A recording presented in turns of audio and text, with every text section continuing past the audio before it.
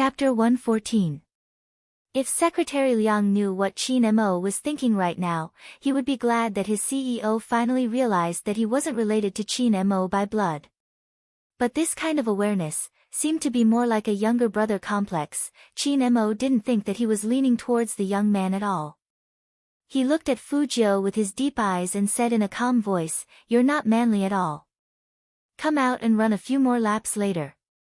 As he said that, he turned around and played with the black wristband with his slender fingers. His handsome face was cold as usual. "Change, I don't want to watch." "Fu Jiu, Almighty, can't you just wait outside?" Forget it, it was better for the Almighty to stay in front of her. He was too meticulous, too black-bellied, and too familiar with his tricks. If he wasn't careful, people would fall into his trap. When Fu Jiu was a hacker, she had never met such a difficult person to deal with. If the police were all like the Almighty, she really did think a lot before doing things. But the Almighty seemed to be amenable to coaxing but not coercion. As long as she wavered a little, it seemed that the Almighty would really love her like a little brother. Fu Jiu looked at the man's tall and straight back and slowly curled up her lips. After changing, she didn't have to worry anymore. She had a bandage on her chest and a jacket, so she didn't have to worry about anything else.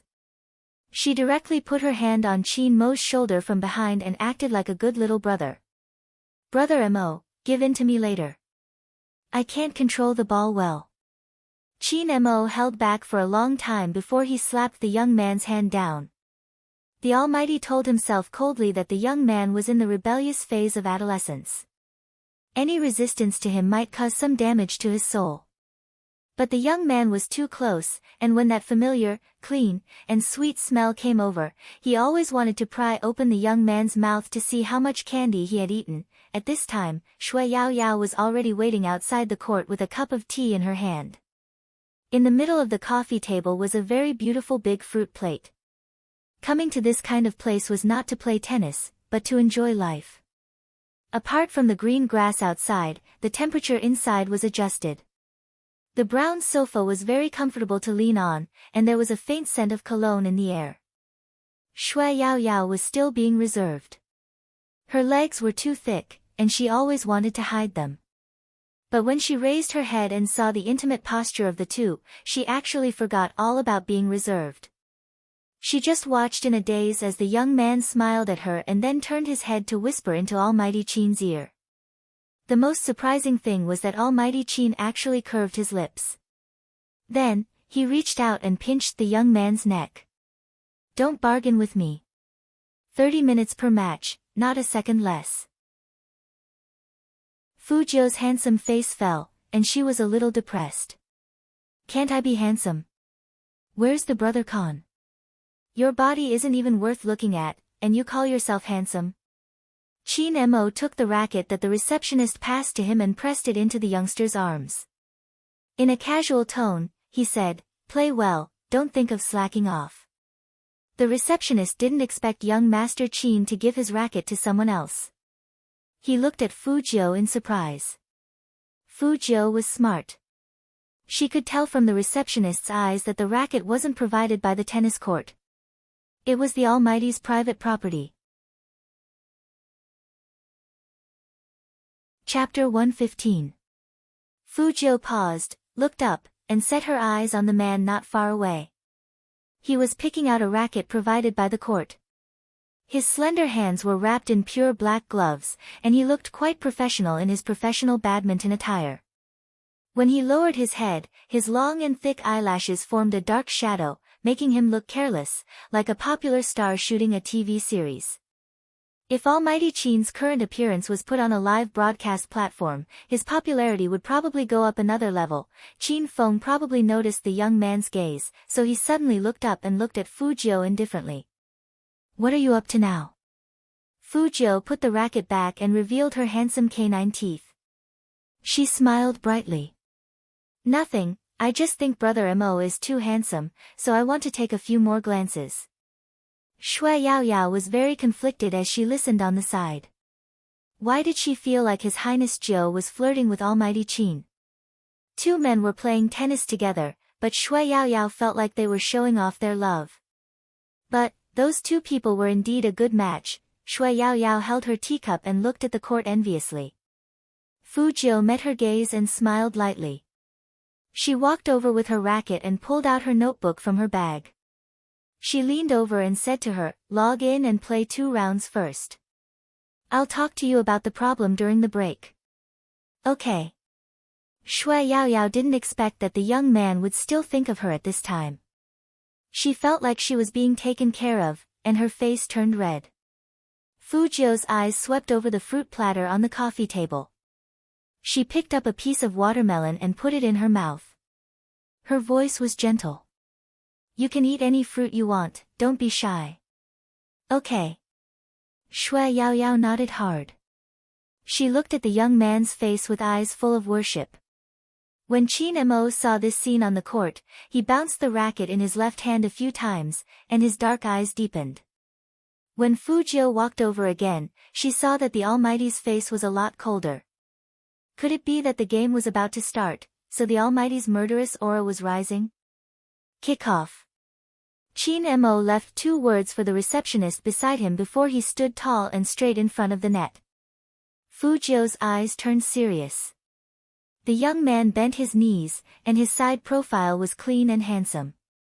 His silver hair fell to the side of his ears, and he was wearing a pair of black earrings. He smashed the ball hard. Qin Mo calmly observed the direction in which the ball was flying. Then, he turned his body sideways, and with a beautiful posture, he gripped his racket tightly and aimed it at the white ball. Pa!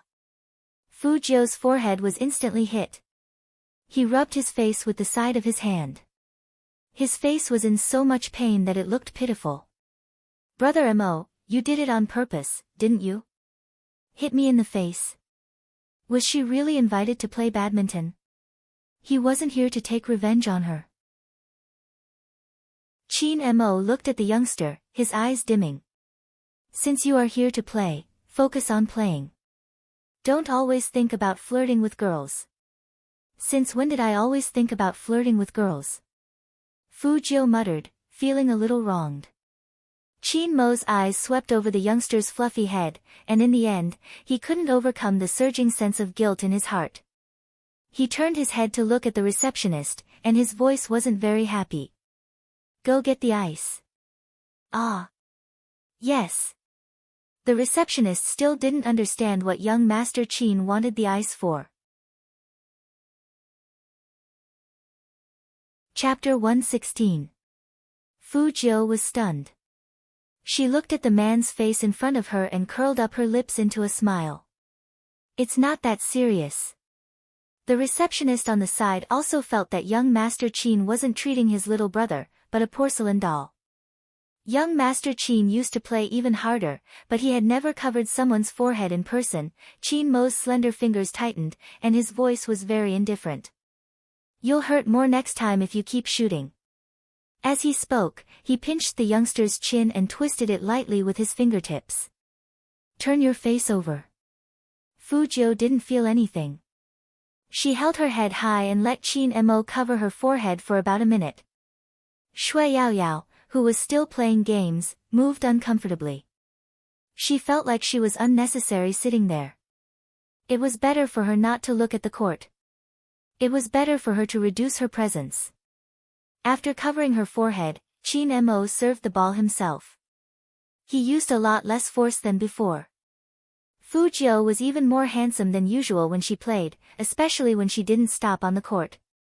She kept running back and forth, and her amazing jumping ability matched with her face. She was so youthful that it was enviable.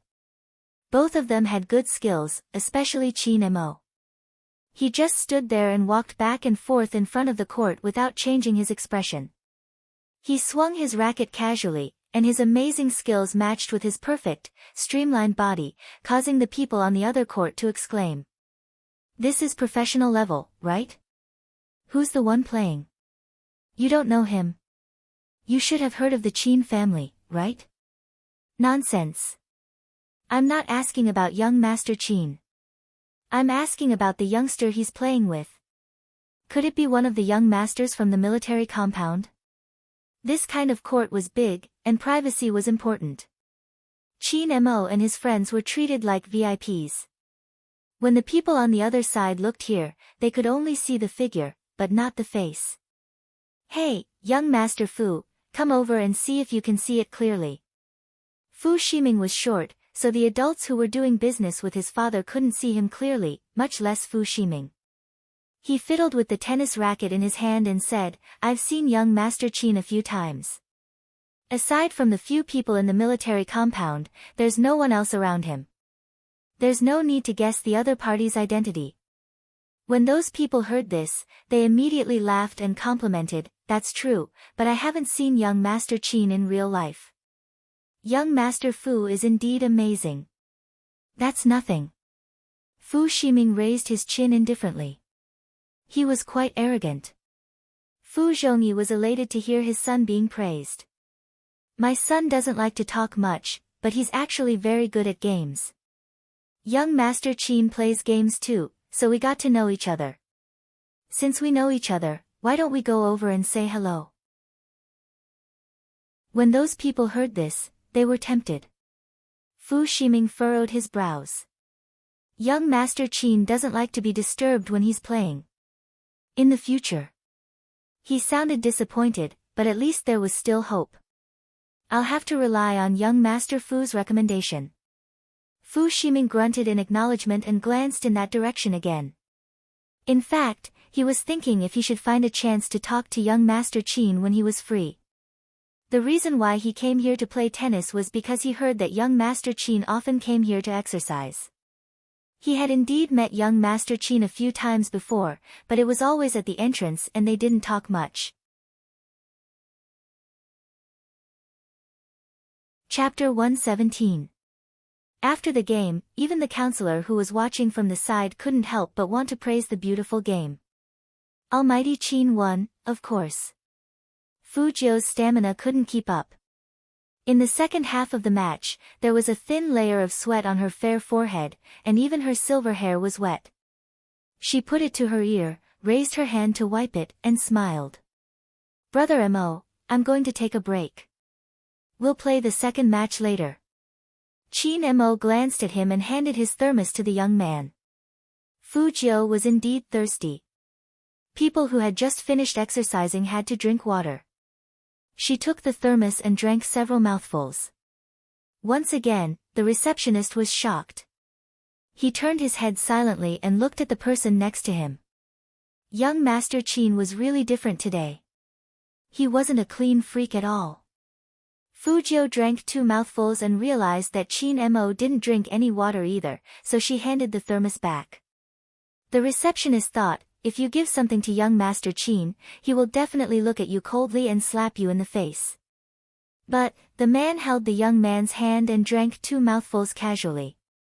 Then he turned his head and ordered them, pick up the ball. Oh, yes. No wonder the receptionists were a little slow today. This scene was too impactful. Fu Jiu saw that the Almighty didn't seem to be thirsty, so she came to Shui Yao Yao with the thermos and took a piece of watermelon in her mouth. Then she tilted her head and looked at the screen. She put one hand behind Shui Yao Yao and the other on the mouse. You don't need to be so fast for your profession. Besides the keyboard, use the mouse.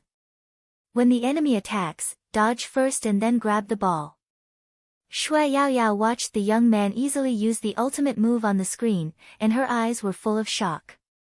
She had always wanted to ask His Highness Jiu, who was so good at playing, what was his name in the game. But before she could open her mouth, she saw Almighty Qin sitting in front of them with his legs crossed. He didn't sweat at all, which made people feel that this man was naturally unattainable. He tilted his head and lit a cigarette. His whole body exuded elegance and luxury. But his eyes were so cold that no one dared to look at them directly. Shui Yao Yao didn't understand how Highness Jiu dared to put his arm around this man's shoulder. Anyway, she was scared to death. Almighty Qin's gaze on her hand was too oppressive.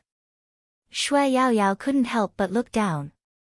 Only then did she realize that Almighty Qin wasn't looking at her, but at His Highness Jiu's hand on the back of her hand. Did you see it clearly? The young man's voice was still ringing in her ears, still gentle, hit me like this from now on. Shui Yaoyao braced herself and replied, okay.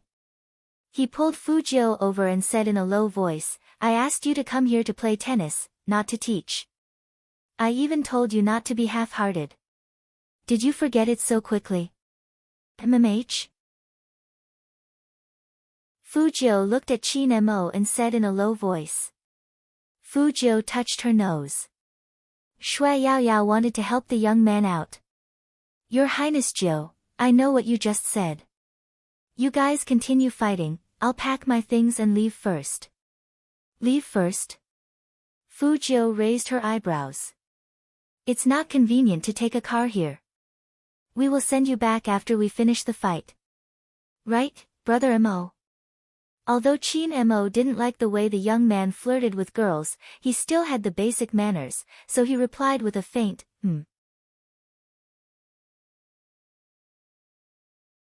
Chapter 118. No, no need. Shui Yaoyao quickly waved her hands. When she said this, she unconsciously looked in Qin Mo's direction. Almighty Qin probably didn't want her to play tennis with His Highness Jiu. Don't ask her why she felt this way. This was her first reaction. But Fu Jiu misunderstood her look. Or do you prefer to play with Brother Mo? You pick one of us. Hearing that, Qin Mo frowned his thick eyebrows without changing his expression. Fu Jiu had already stood up with a smile. Who should I pick? Shui Yaoyao followed her and said, then His Highness Jiu should choose you. She really didn't dare to choose Almighty Qin. His inherent elegance always made her feel a little breathless. Looks like I'm more charming than Brother Mo. Fu Jiu's words were directed at Qin Mo. She smiled, revealing her sharp white canine teeth. Her silver hair hadn't completely dried yet. It was really hard to hate her. But Qin Mo's eyes swept over the girl standing next to the young man, and his fingers paused. Wasn't his little brother being too nice to Shui Yaoyao? He hadn't known Fu Jiu for a long time. Whether it was the young man outside the game or the spade Z in the game, they weren't that easy to get close to. Qin Mo always thought that he was the one that the young man treated specially. But now it seemed that he was even nicer to Shui Yaoyao. Thinking of this, Qin Mo couldn't help but take another look at the chubby Shui Yaoyao. Shui Yaoyao felt a chill on the back of her neck, and she was too embarrassed to turn around. To be honest, she was really too fat. She was different from when the young man came on the court. Her legs were chubby, and they would definitely shake when she ran, which wasn't pretty at all. No one liked to expose their shortcomings in front of their idol, but it was unrealistic to go back and play games. Almighty Qin obviously didn't want to see them playing on the computer. Fu Jiu was right next to her, and she also saw her scruples. While she was choosing a racket, she chuckled and said, I've been wanting to ask, why do you call me Highness Jiu? This is because the girls in school like you. Not that kind of like, but that kind of like. Shui Yaoyao was afraid that she couldn't explain clearly, so her face was still red. Anyway, it's your fangirls. We gave you this nickname together, because you look like the ancient princes, evil and domineering. Fu Jiu found this explanation quite interesting. Crown Prince? Her. The girl's thoughts were still very cute. Then let this prince teach you how to play tennis. A lot of girls aren't good at this. In order to make Shui Yaoyao look less awkward, Fu Jiu smiled and blinked her left eye. Then, she reached over and put her hand on Shui Yaoyao's hand. She had a handsome and clean face. Not only was her posture handsome, but her voice was also very pleasant. Exert force with your fingers. When you're playing, try to lower your body as much as possible.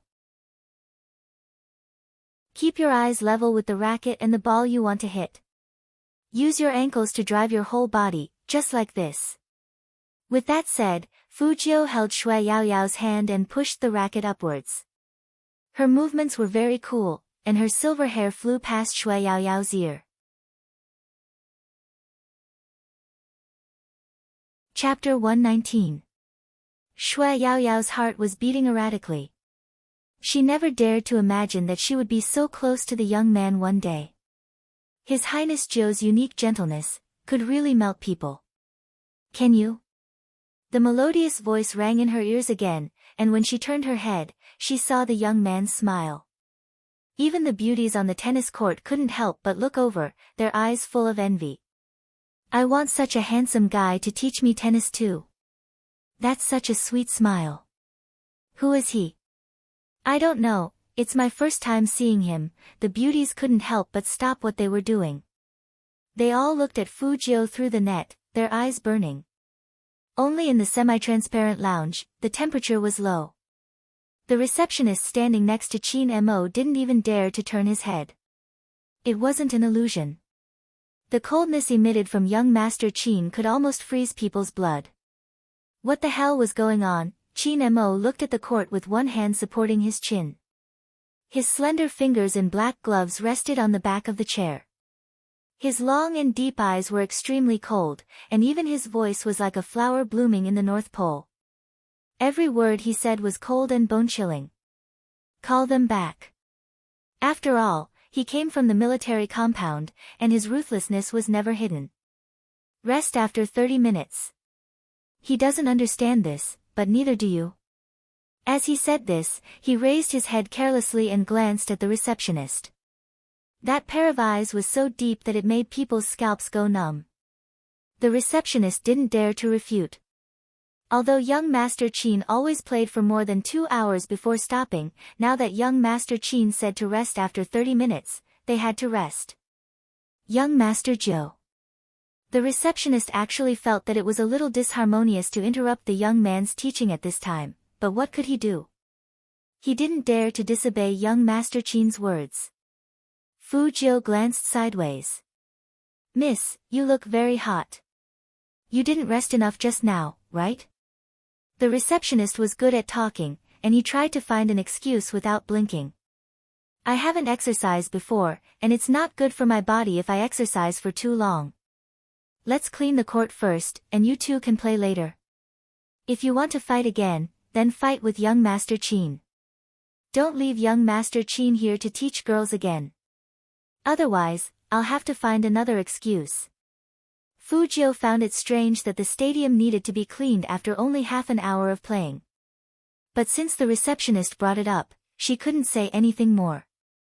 She took Shui Yao Yao to the lounge. The moment she looked up, she saw that the man's expression was a little colder, but he still looked dignified. His fingers slid across her homemade book, and the other hand held the coffee. He looked like a king. This book is not bad. Of course, Fu Jiu accepted all the compliments. You bought a good hard drive, and it runs very fast. I'll use it to play with Brother Mo in the future. Qin Mo replied and didn't continue the topic. Instead, he turned to look at Shui Yao Yao and casually twirled the black gloves on his hands. Miss Shui, how did you get to know my brother Joe? I see that you two have a good relationship. Ninth brother. Shui Yao Yao was still a little confused by this title, but she still had to answer Almighty Qin's question, even if she had to bite the bullet. His Highness Joe and I are now desk mates. His Highness Joe is very nice and takes good care of me.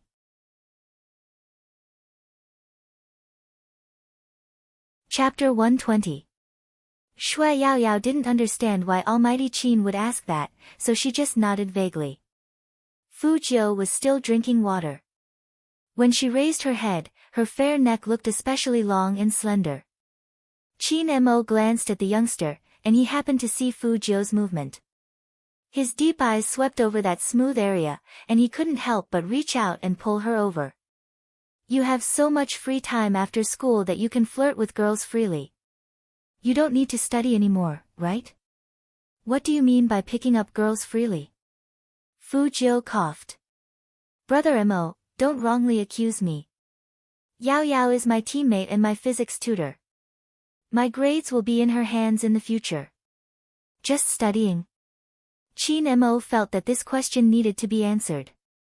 He looked sideways at that fair and handsome face, and he said faintly, don't bother girls with tutoring, especially Miss Shui. She should be very busy. I. Shui Yaoyao wanted to say that she wasn't busy, but when she met Almighty Qin's cold eyes, she swallowed her words. Fu Jiu really hadn't considered this problem. Shui Yaoyao's family wasn't very well off, and playing games would definitely take up a lot of her time. She probably had to cook for herself, and she also needed to tutor her in physics. It seemed like she didn't have much time. It's okay, I can hire a physics tutor. Fu Jiu smiled at Shui Yaoyao, obviously trying to help her out of this situation. Qin Mo looked at them from the side, and his eyes darkened. Do you feel proud when outsiders find out that you failed physics? Fu Jiu. Brother Mo, don't be so sharp with your words. This is how friendships are broken. Fu Jiu was a bit listless when it came to grades, especially physics.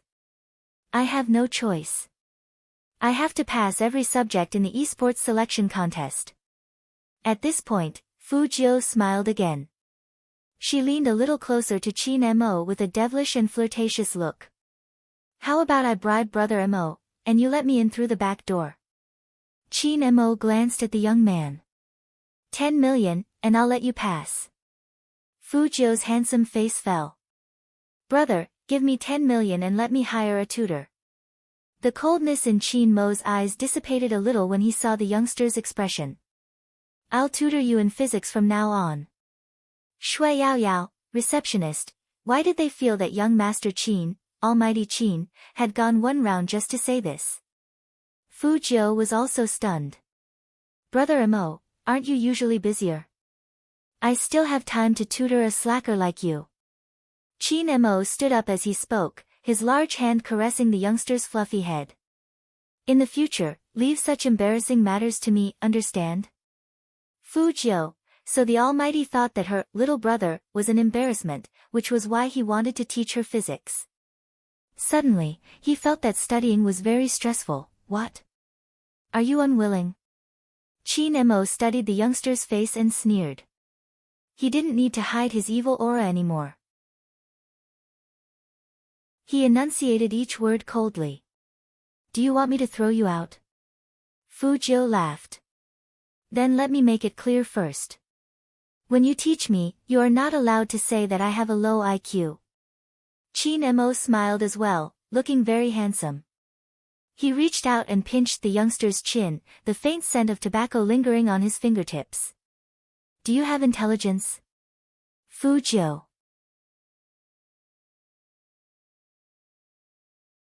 Chapter 121. Then, the two of them played a round of tennis. This time, Shui Yaoyao consciously treated herself as a wallpaper. The match between Qin Mo and Fu Jiu was worth watching. But for Fu Shiming, who wanted to meet Qin Mo by chance, it was a torturous wait. He was the young master of the Fu family, and there were so many people coming and going at the door. He stood there like a receptionist, which was really embarrassing. 15 minutes ago, he had sent someone to find young Master Qin and said that he wanted to play a game of tennis with him. Logically speaking, such a request would not be rejected. But the reply he got was that young Master Qin was busy, and he was not even allowed to enter the lounge.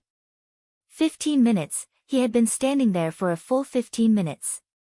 Most importantly, young Master Qin did not give him a negative answer.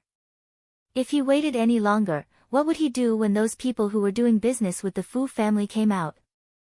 If he knew this would happen, he wouldn't have boasted when he first came out. Fu Shiming gripped the racket in his hand and smiled at the bodyguard in black.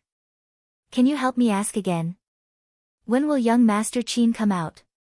The bodyguard in black was polite, so he did as he was told. But after Qin Mo heard the question, he still said indifferently, let him wait. Fu Jiu saw that the bodyguard in black had come in 4 times in such a short period of time. She twisted the black bandage on her wrist and turned her head. What's the matter? Nothing. Qin Mo saw that the young man was sweating, so he turned his face over and said faintly, did that Fu Shiming bully you last time? Fu Jiu raised her eyebrows. Last time? Bullied her? That illegitimate son couldn't even bully her. but since the Almighty asked, she had to nod. Of course, she had to nod her head. Yes, yes. That's right. Qin Mo flicked his racket and said something incomprehensible. Fu Jiu was confused and didn't understand what the Almighty was talking about. But it didn't affect her handsomeness as she smiled at Qin Mo. Almighty Qin felt that there was nothing wrong with what he did. Since someone bullied his little brother, as the big brother, he had to stand up for his little brother. Fu Shiming didn't know when he had provoked a man. He stood outside for 40 minutes, and his handsome face was full of embarrassment. Some guests even regarded him as an assistant coach and waved him over to pick up the ball. This scene was witnessed by Fu Zhongyi and the others who just came out. Fu Shiming couldn't take it anymore. He glared at the customer and said, "You're the one who picked up the ball." The customer was also annoyed. "Aren't you here to pick up the ball? What are you doing standing here?" Fu Shiming didn't know what to say. He didn't even enter the door. He just used brute force to rush outside. "Young Master Fu, what's wrong? Where is young Master Qin?"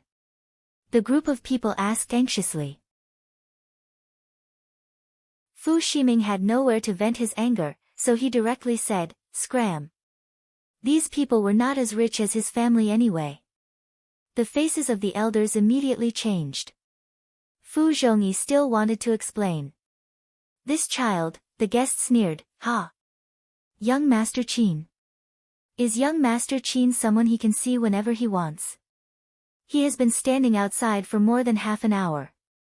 It's obvious that he hasn't given up after being rejected by young Master Qin. I've seen too many people like him. He thinks that after playing tennis twice, he can suck up to young Master Qin, but he still got angry. Pfft! Stop pretending to be rich." Just this sentence put Fu Zhongyi in an extremely awkward situation. After the bodyguard in black saw this scene, he walked in again and whispered something in Qin Mo's ear. Qin Mo's expression didn't even change. He held the racket in his hand and said in a calm voice, "Got it."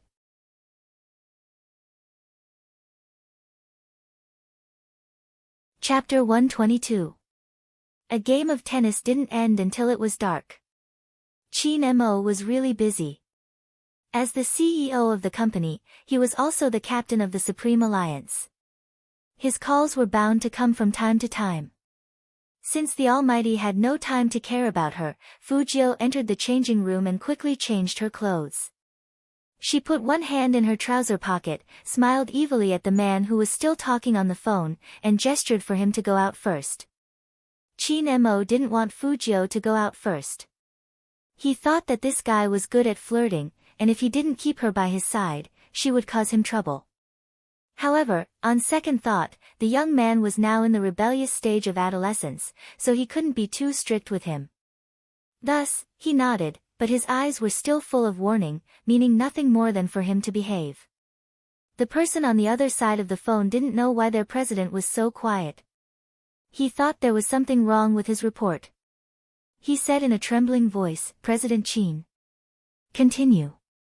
Qin Mo put down the racket and walked into the changing room. He held the phone in one hand and bit the zipper of his jersey with his teeth. His other hand exerted force, and his posture was ruthless and handsome. Fu Jiu looked back at those smooth lines that were enough to drive women crazy and make men jealous. She then looked back at herself.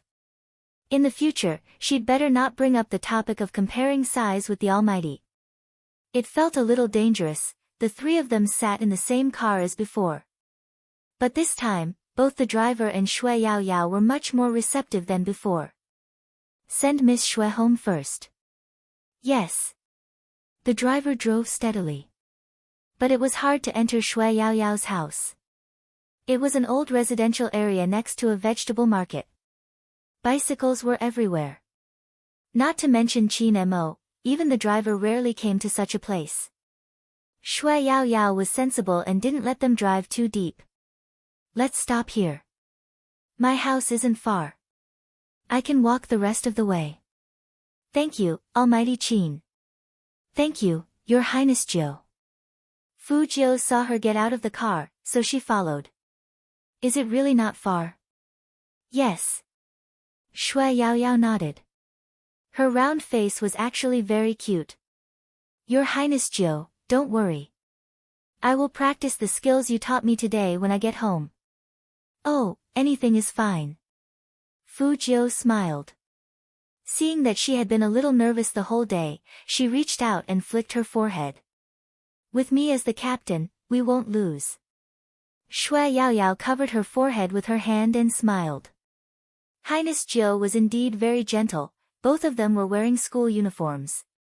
Fu Jiu was already very eye-catching, and with such an action, people couldn't help but look back. The youthful atmosphere was very strong, especially in such a lively scene.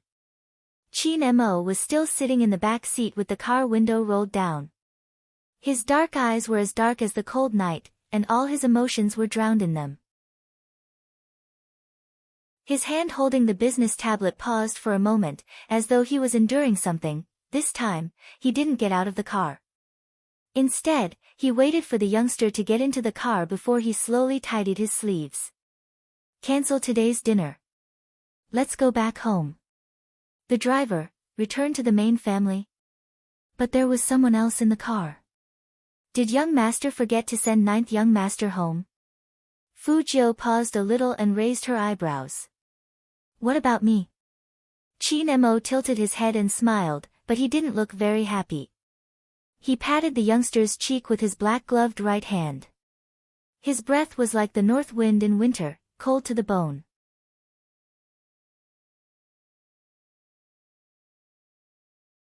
Chapter 123. Go home with the Almighty. Fu Jiu thought about it, and there was nothing wrong with that. There should be a lot of good computer parts in the Almighty's house. Okay, after we get there, we can visit Brother Mo's room. Fu Jiu said it casually. But after the driver heard what his young master said, he was shocked. Young master was going to bring someone from outside the compound home? This was something that had never happened before. Even when young master was in school, he didn't invite anyone home. Although young master's tone just now didn't sound like an invitation, but like he was looking for trouble. But it was enough to make people feel like it was a dream. The car didn't go fast, and Fu Jiu could see the special signs of the military compound along the way. This kind of place was usually quiet in the middle of the hustle and bustle. Vehicles going in and out had to be checked, and ordinary people couldn't get in at all. Every day, there were special armed soldiers standing guard, and they were the most powerful people. In her previous life, it wasn't that she hadn't been to such a place. It was just that at that time, she was still the #1 player that all the intelligence agencies wanted to capture. As soon as Qin Mo got out of the car, all the soldiers in military uniforms raised their arms with a whoosh. It really made people feel that this place was different from the outside world. Young master. A middle-aged woman dressed like a servant came up to him. Qin Mo pulled Fu Jiu over with one hand, and his voice was very calm. Auntie Zhang, Fu Jiu, this is my brother. He will come often in the future, so you can arrange things accordingly. Auntie Zhang was stunned. She had worked for the Fu family for so long, and since when did young master have a brother? Boss and madam probably didn't know. Fu Jiu still wanted to talk to Auntie Zhang, and that charming and evil smile appeared. But Almighty Qin grabbed her wrist. Don't flirt with people, understand? I'm just saying hello. Qin Mo tightened his grip, and his voice was very calm. You can't even say hello, go upstairs. Fu Jiu was sucking on the lollipop, and she was a little depressed. Almighty Qin, as her brother, was he too strict with her? Qin Mo entered the room, threw his jacket on the sofa, and unbuttoned his shirt with his left hand. He raised his eyebrows and looked at the young man with a domineering and ruthless look. Do you think I'm strict with you? Fu Jiu also sat down and yawned lazily. A little. Qin Mo glanced at the youngster's head that was so close to him. Somehow, the coldness in him receded a little, and his entire body was filled with elegance. Let's talk about something men talk about. Fu Jiu, a conversation between men. It wasn't appropriate for her to chat with him, she was not a man. To be honest, Brother Mo, you've got the wrong person. Do you want to fall in love now?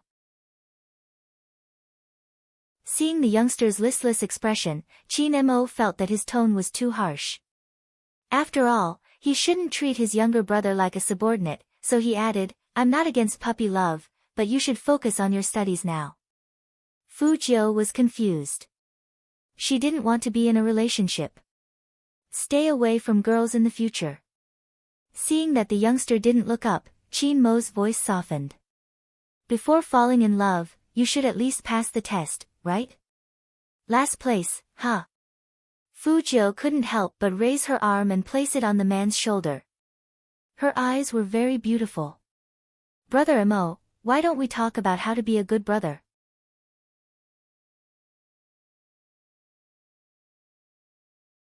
Chapter 124.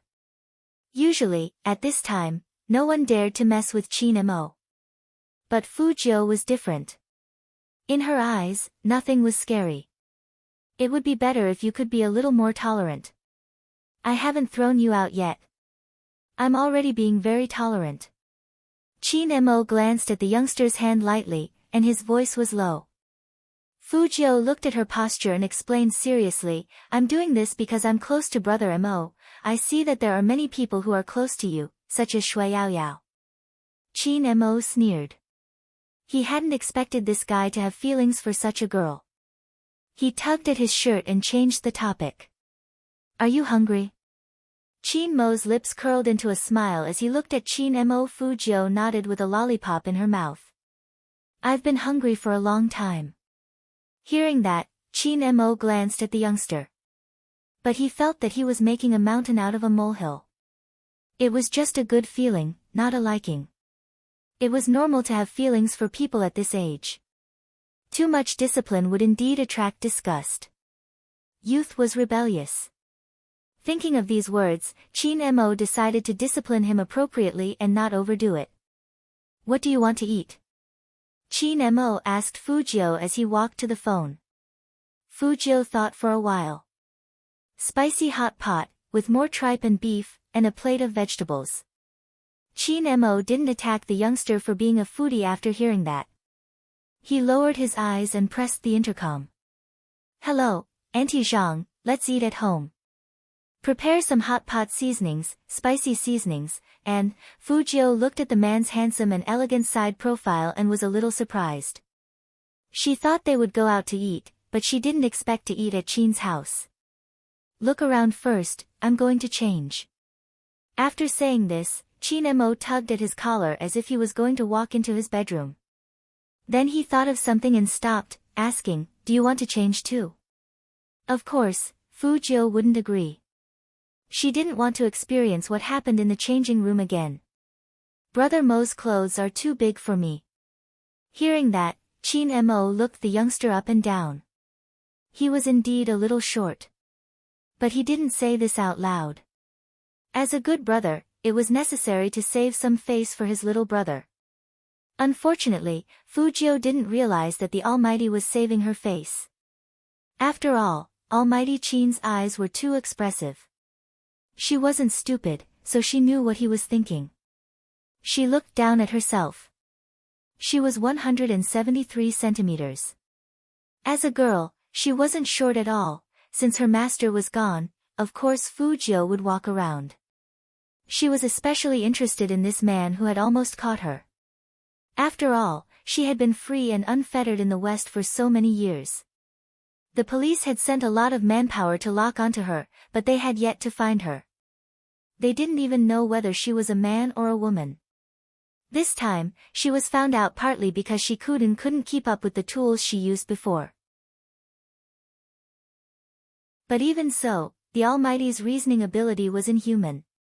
With Chin, with one, he, he with, he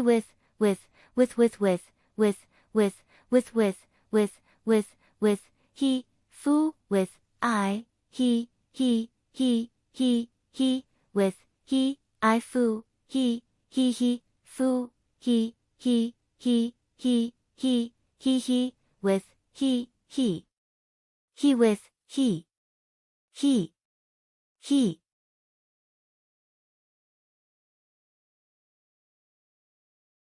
Chapter 125.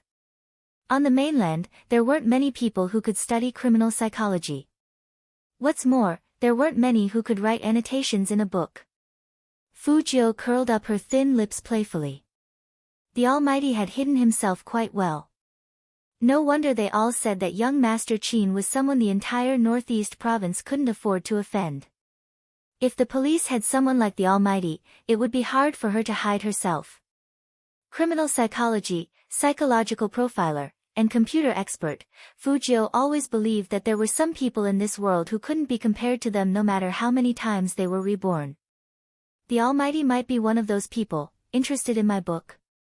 Qin Mo had already changed his clothes. He was wearing a light-colored knitted sweater with a pair of cloth trousers. It made him look much softer, like those male celebrities in Country H at home. His black hair was stuck to his ears, and it was slightly damp. His exposed wrists looked especially white. He walked around Fujio's back and put his slender fingers on the book, Criminal Psychology, she was reading. The light scent of mint mixed with a hint of tobacco fell from the top of Fujio's head. It was very familiar and very pleasant. In that position, when Fujio turned her head back, she saw the man's smooth chin. Fujio thought about his height again. She wasn't short, but the man was a whole head taller than her. No wonder the Almighty looked at her so disdainfully when he walked in. He was so tall that he indeed had the right to disdain her. Qin Mo also lowered his eyes. His deep eyes fell on the young man's face, and they seemed to freeze for a moment. Soon, he took the book out of her hands and put it back on the shelf. He grabbed the back collar of the young man's school uniform with his other hand and turned his body sideways to ask Fujio. His thin lips were very close to the young man's face, and his breath could hit Fujio's face. Do I look good? Not bad. Fujio smiled lightly, and it was somewhat seductive. No wonder Brother Mo could locate my range so quickly. Your deduction ability is so strong. If I knew this earlier, I wouldn't have jumped out so quickly. I would have played a few more rounds with Brother Mo. Qin Mo told himself once again that the young man was in his rebellious phase. As an older brother, even if this guy touched his things, he wouldn't. He couldn't break his claws. However, he still had to take care of this child. Qin Mo exerted his strength. He didn't care what position the youngster was in and dragged him out. You can read the extracurricular books later. Let's go eat first. Ever since she met the Almighty, the number of times she was treated like a sack had increased. Fujio, Brother Mo, let's talk. Don't always drag me around like this. It's affecting my image. Won't it affect your image to read other people's books? Qin Mo grabbed onto the youngster as though he was lecturing a disobedient cat. Fujio didn't deny it. I just want to see how powerful the person who caught me is. Brother Mo, what else do you do besides playing games? Make money. After Qin Mo finished speaking, he pinched the youngster's chin forcefully. Don't ask so much. If you continue with your nonsense, I'll cook you up and stew you in hot pot.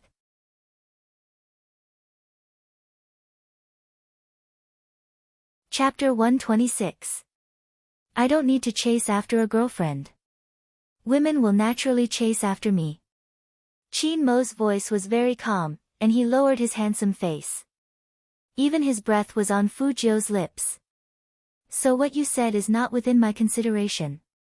Be good and listen to me. Don't let me break your neck. That's what you need to do, understand? After saying this, Qin Mo let go of the youngster. His back was straight and even seemed to be matter-of-factly.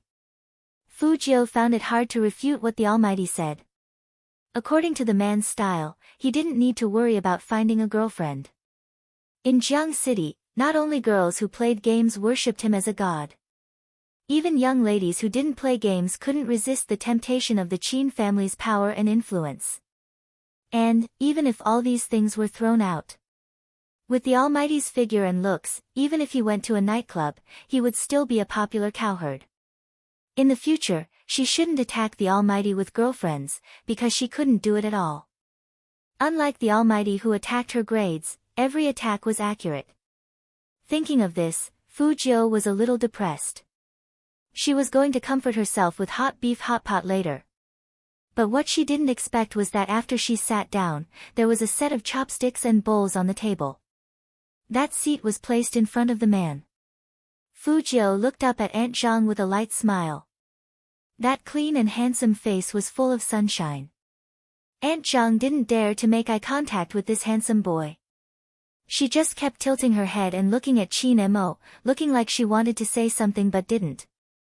Seeing this, Fu Jiu knew that the Almighty had ordered her to do something. She didn't beat around the bush and said to Qin Mo, "Brother Mo, where are my chopsticks?" The beef in the spicy pot was boiling. At this time, she took it out and stuffed a big mouthful into her mouth. Even her lips and teeth were fragrant. Just thinking about it made her feel delicious. Qin Mo only lifted his eyes slightly and put a pile of beef into his bowl with his chopsticks. "This brother of mine is so bad, so of course I'll eat it." "You watch. Fu Jiu. Almighty, you can't be so cruel. You won't have any friends, do you know that?" Qin Mo glanced at him again, only to see the youngster's handsome face collapse instantly. His beautiful eyes were still looking at him, his silver hair fluttering innocently. This reminded him of the youth's rebellious phase, and he began to reflect on whether he had gone too far. After all, this was the youth's first visit. "Are you craving beef?" Qin Mo asked the person opposite him. Fu Jiu held her chin and licked her lower lip with the tip of her tongue, looking devilishly handsome. "Brother Mo, I've been playing tennis with you for so long, I'm hungry." "When you were playing tennis with me, how many people did you flirt with? Have you counted?" Qin Mo smiled, but it wasn't warm. "I spent a third of my time teaching others." Fu Jiu paused and stood up all of a sudden. She put her arm on the table and leaned over. Her thin lips curled into a smile. "Jealous? Jealous?" Qin Mo's body temperature dropped even further. He held the bamboo chopsticks in his hand and used his eyes to signal the youngster to look at the bottom of the pot. "You want to become it again?"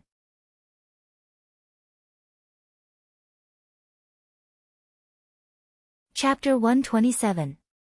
Qin Mo could tell that the young man was listless again. His deep eyes glanced at Fu Jiu's lowered head, and the corner of his mouth lifted. He acted like a big brother. "Will you still have puppy love in the future?" Fu Jiu shook her head and felt that something was wrong. When did she have puppy love? She was just flirting with a girl. She wanted to look up and explain, but she didn't expect that as soon as she opened her mouth, the man stuffed a mouthful of tender beef into it. After the beef cooled down, it wasn't too hot, and it tasted just right. The man was still holding the bamboo chopsticks in his hand, but the other end of the chopsticks was fed to the young man. After seeing this scene, not only Aunt Zhang, who was standing next to them, opened her mouth wide, but even the soldiers standing guard all looked at each other in disbelief. What was going on? Young master actually. He actually knew how to feed people.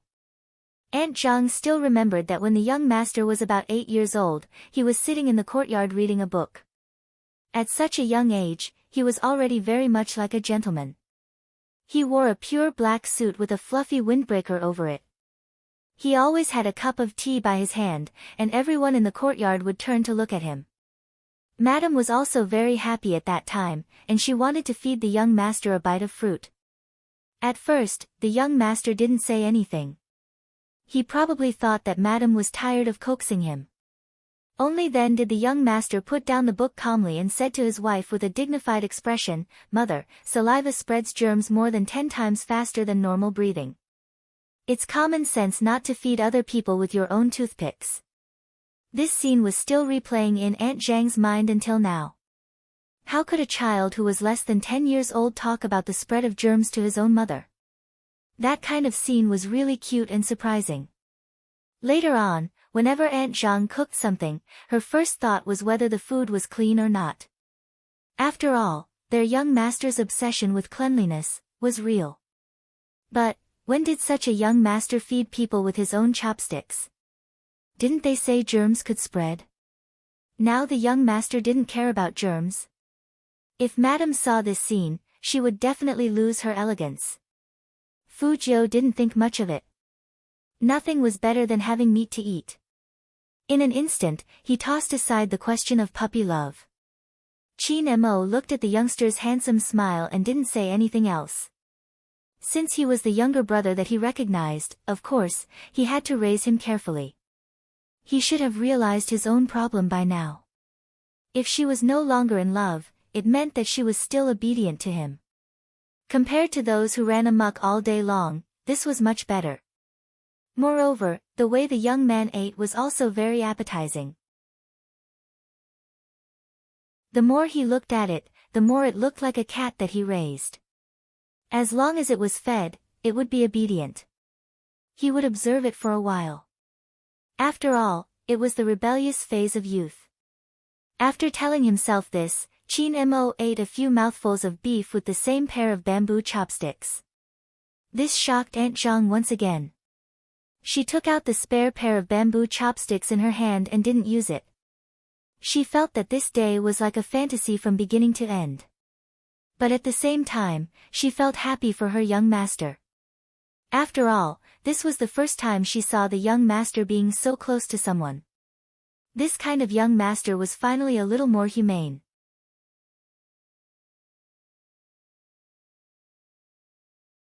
Chapter 128. After eating the hot pot, Fu Jiu was very satisfied. Just as she was about to say goodbye to the Almighty in a cool manner, she heard the man say slowly, "I've asked someone to prepare the physics books. The tutoring starts today." Fu Jiu had a natural aversion to physics. She supported her chin with her fingers and smiled like a playboy. Rushing like this will affect your learning efficiency. In less than 7 days, your school's monthly exams will start. Do you think you can pass physics with your poor grades if you don't rush the tutoring? Qin Mo took the pen. His side profile was still handsome, and his voice was calm as if he was just stating a fact. But even so, our Lord Jiu still felt like she was being attacked. Fu Jiu couldn't help but ask herself why she chose the Almighty of all people to tutor her. "Get up and follow me upstairs if you're full. Don't dawdle if you're a man." Qin Mo was wearing a knitted sweater with one hand in his trouser pocket. He didn't look so oppressive, and because of this, Fu Jiu didn't dare to flirt with him. The Almighty was too pure and refined. If she wasn't careful, she would be swayed by his face. The ancient people said that femme fatale was not groundless. She was bewitched by his face. Focus. The two of them sat in front of the same desk. Apart from the physics textbooks, there were all kinds of data cables, economic magazines, and the tablet that the Almighty often used, as well as psychological analysis tables. Fu Jiu was more interested in the latter. Qin Mo's slender fingers tapped on the desk as he flipped open the physics textbook with a calm expression. Fu Jiu finally pulled her attention back. Almighty Qin's phone vibrated beside him. He didn't look at it immediately. Instead, he looked up and asked Fu Jiu, "What don't you know?" Fu Jiu's fingers were still twirling around her silver hair. After hearing this question, she froze again. Then, she looked at Qin Mo seriously and said, "I don't know anything." Qin Mo's hand paused as he turned his head to look at the young man who was still flirting with him and raised his eyebrows. "Are you proud?" Fu Jiu touched her nose. "I didn't say I was proud. Start from the beginning." Qin Mo's fingertips landed on one of the formulas. "Remember this formula first, then." Fu Jiu listened carefully. After all, this was the key to whether she could participate in the esports selection contest. "This isn't right." Unexpectedly, Qin Mo was exceptionally patient when it came to teaching. Perhaps all geniuses were like this. In their eyes, physics and chemistry were just some little tadpoles that they could play around with. During this period, Qin Mo also received 2 calls, both of which were business-related matters. The Almighty was multitasking and handled them beautifully. Someone seemed to have asked, "Boss Qin, what formula are you talking about?" Speed? Density? I'm going to tutor my brother, Chin Mo replied calmly. The other boss on the other side of the phone was shocked. He turned his head and asked his friend next to him, when did CEO Chin have a younger brother? Which one of them is having a second child? That's not possible, right? Little brother. His friend was also confused. The boss nodded. That's right, it's his younger brother. He even said that he was tutoring his younger brother. Friends.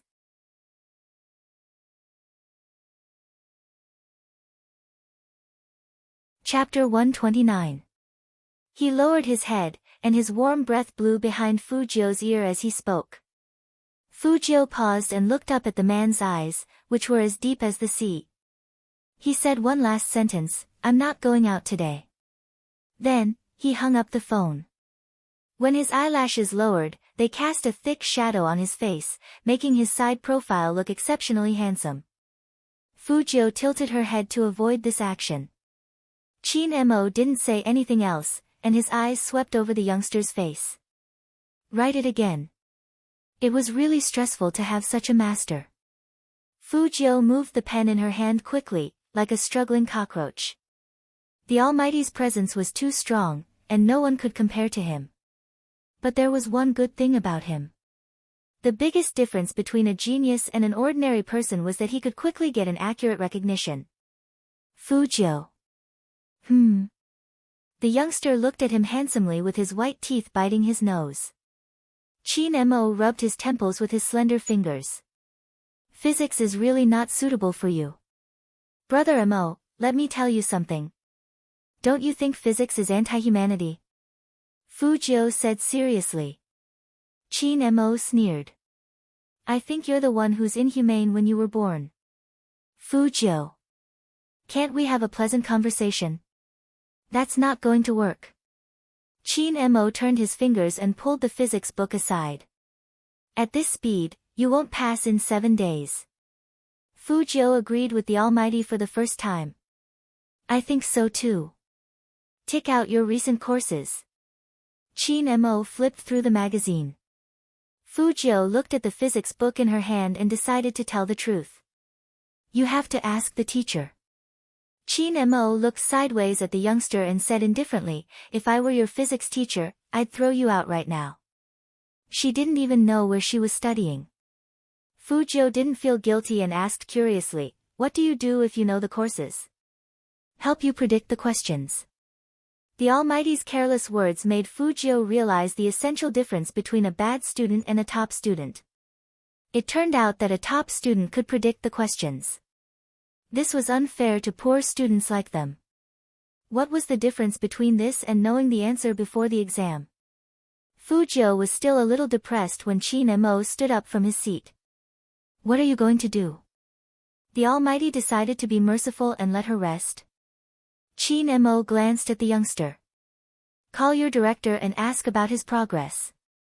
The Almighty didn't say anything, but for some reason, Fujio could see the helplessness in his eyes. Fujio thought to herself as she unwrapped a lollipop and put it in her mouth. Then, she lowered her head to look at the series of formulas. She was so handsome. The physics formula was so ugly. It was obvious that physics was more anti-benevolent. When the director of Jiang City No. 1 Middle School received Chin Mo's call, he was stunned. He couldn't believe his ears. When Chin Mo said the second sentence, he straightened his back. Young Master Chin. Where was the physics in the worst class? This. I'll call the teacher now.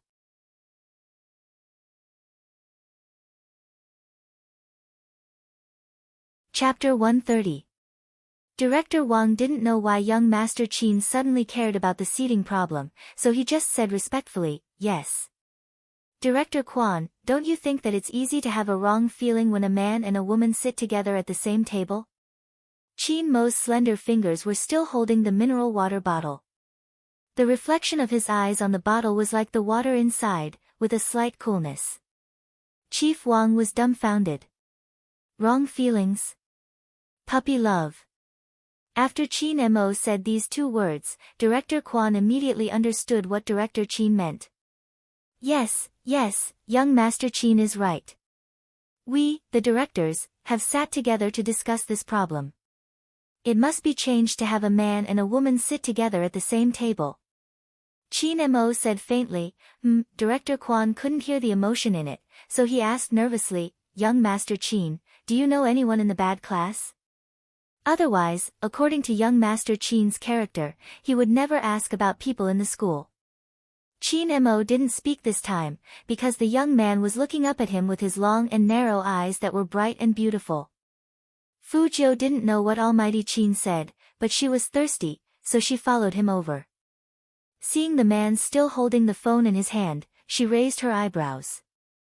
Brother Mo, can't you get the answer? Yes, I can. Chin Mo handed the mineral water to the young man and said faintly to the other side of the phone, that's it for now. Send me the course progress later.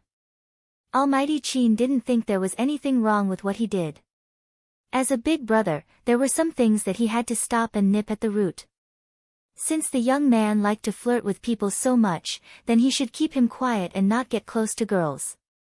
However, it wasn't good for others to know about this, especially the young man. People in the rebellious stage of adolescence probably didn't want to be controlled like this. Thinking of this, Chin Mo glanced at Fu Jiu next to him. Fu Jiu took the mineral water and drank a few mouthfuls. Her white neck and smooth chin always gave people a kind of indescribable beauty. As if aware of Chin Mo's gaze, the young man turned his head. 2 or 3 strands of his silver hair stood up, and he winked at him with his left eye with a slight smile. Chin Mo dragged him back to his seat. Once again, he felt that his actions were correct. This guy, he had to make him untouchable. Director Kwon was even faster. As soon as he hung up, he called the physics teacher of the lower class. The first thing he asked was, is there any student with the surname Chin among the students you teach?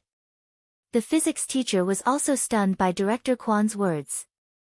There is a boy whose surname is Chin. What does he look like? What about their living conditions? If they were young Master Chin's relatives, even if they were distant relatives, their families wouldn't be too bad.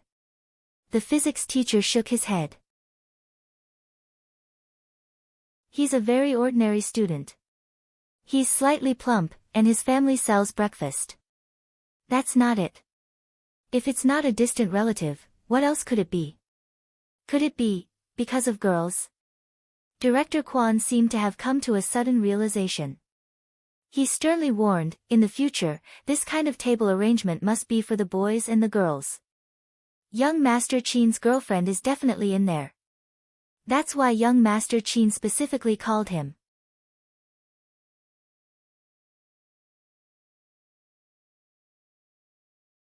Chapter 131. Director Kwon thought to himself, that was before.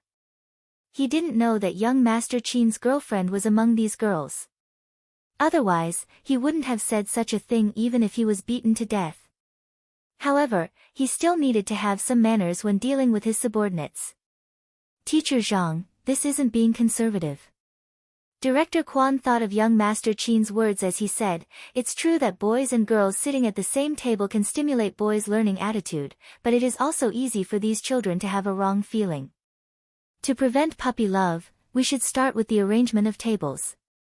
Physics teacher, okay, that's it. Just remember it, Director Kwon said seriously, how are your physics studies going recently? What are the key points? Send them to my email. After Chin Mo received the material, he only glanced at it a few times.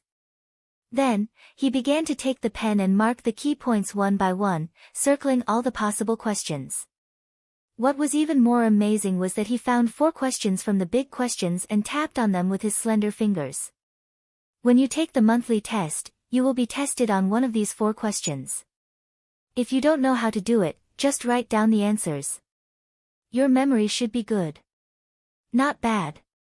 The young man smiled calmly with a lollipop in his mouth. In fact, every hacker had a good memory, especially when it came to data. If it weren't for the fact that Lord Jiu didn't like physics, she wouldn't have been so miserable and needed the Almighty to tutor her. However, this man was really amazing. He could get so many big questions right. Then, he could just fill in the multiple choice questions in front and he should be able to pass. When Fu Jiu thought of this, she immediately became happy. She showed her white canine teeth. Brother Mo, since you can control the scores, shouldn't we be dismissed now? You can control the scores. Qin Mo raised his good-looking eyebrows. Fu Jiu pointed at the test paper. Here, here, and here. Altogether, it's enough to pass. How can a student taught by me, Qin Mo, only get a passing grade? The man's tone was very indifferent, but he was naturally noble and domineering. Fu Jiu, why did she feel that letting a straight-A student like the Almighty teach her physics was simply a trap? A straight-A student's requirement for scores was not on the same level as a slacker like her. She just wanted to pass, not to become a physics enthusiast. But she had no choice. After all, she still needed the Almighty's help. If one were to think about it carefully, there would be benefits to it. Compared to being tortured by all kinds of formulas, she was more used to memorizing the questions. Thinking of this, Fu Jiu began to nibble on her pen again, working hard. When it was almost 10:30, she scratched the back of her head and frowned. It was already so late. Brother Mo, should we call it a day? Qin Mo was still in a video conference. He paused it calmly and glanced sideways at the youngster with fluffy silver hair. His gaze was deep. Sure. When Fu Jiu heard this, she stretched her waist lazily and smiled devilishly. She packed her things and was about to leave. It shouldn't be hard to get a taxi home at 10:30.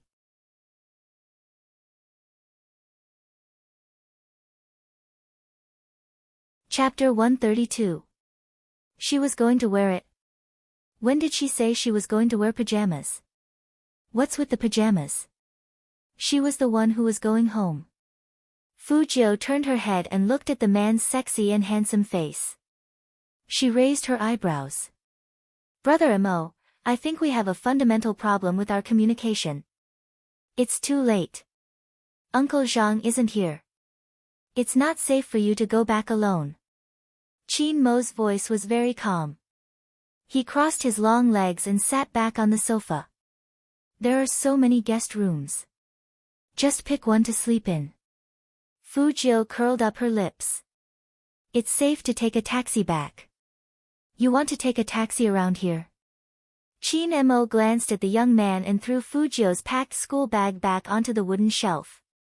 His indifferent tone was devoid of any emotion. Fortunately, this world sometimes looks at one's looks, not IQ. Fu Jiu. The Almighty was attacking her again. However, the entire Chang'an street didn't allow foreign cars to enter, so she really couldn't take a taxi. Fu Jiu picked up her phone and said, "Then I'll call my chauffeur to pick me up." Hearing that, Qin Mo's left hand, which was holding the business tablet, paused for a moment. Then, his eyes slowly narrowed, and there was an endless coldness in them. Is it hard for you to sleep here? Fu Jiu stopped dialing. She felt that the Almighty was quite tired after tutoring her for 2 hours. She couldn't just leave after using him. At least, she had to find an excuse to leave. If it was Saturday, I would have gone to bed. Today is Thursday, and I have to go to school tomorrow. I'm afraid I won't be able to sleep if we change places. Qin Mo looked up at the young man. Then, he picked up the tablet and stood up. He patted Fu Jiu's left cheek lightly. When did you become a good student who attended classes on time?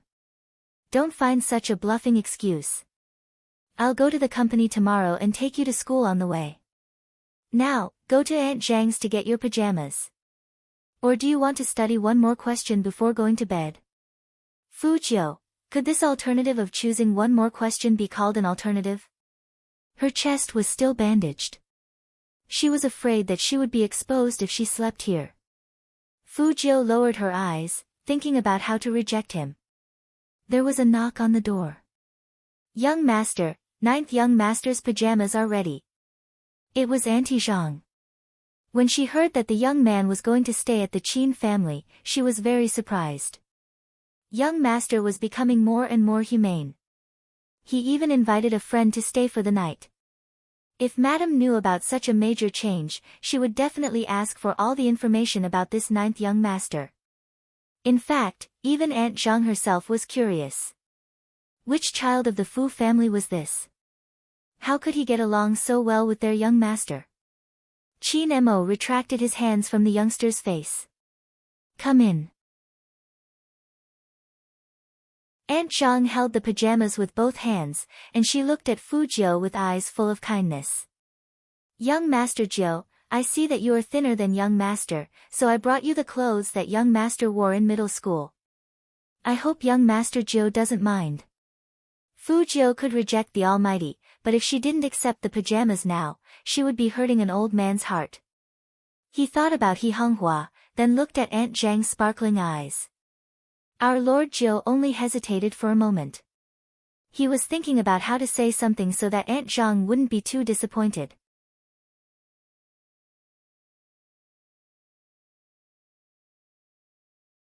Chapter 133. Almost instantly, Fu Jiu saw Aunt Zhang's eyes darken. She quickly reached out and smiled lightly, looking very handsome. How could I not be satisfied? Aunt Zhang's beef hot pot is so delicious, the clothes you prepared must be comfortable to wear. Aunt Zhang's face brightened up again after being praised by the young man. She even blushed inexplicably. Young Master Jiu was too gentle, completely different from their young master. Fu Jiu was planning to continue to confuse him. Qin Mo interrupted the young man's words and said in a very calm voice, if you like Aunt Zhang, you can sleep here tonight. Fu Jiu. The Almighty was tricking her again. Ah. Young Master Jiu is not staying here tonight. Aunt Zhang looked at the handsome young man in front of her and said rather disappointedly, I even cooked supper for ninth young master. It's congee with pork and century eggs. Young master doesn't usually eat such things. Now that there's finally someone to eat it, Fu Jiu thought about it carefully. The bathroom and bedroom were both independent, so even if she stayed here, as long as they were in different rooms, no one would find out. At this point, if she refused again, the Almighty, who was a master detective who dabbled in psychology, might even suspect her. The main thing was that she couldn't bear to see a woman who was good to her sad, especially a woman like Aunt Zhang. Of course I'm staying here. Fu Jiu curled her lips like a rich young master. She reached out with her left hand for the pajamas and tucked Aunt Zhang's hair behind her ears. I love food so much, so how could I let go of Aunt Zhang's homemade century egg and lean meat porridge? Aunt Zhang heard this and was as happy as a child. I'll bring it to young Master Jiu right now. Okay. No one could see the crying face of our Lord Jiu. Staying here meant that she had to sleep the whole night with bandages. Any girl would know that it was torture. Seeing that he had achieved his goal, Qin Mo turned around and continued his video conference. His fluent English was mixed with a few words of French. It was obvious that the conference was not a small one. It must have been hard on the Almighty, who could still find time to use Aunt Zhang to trick her in such a business conference.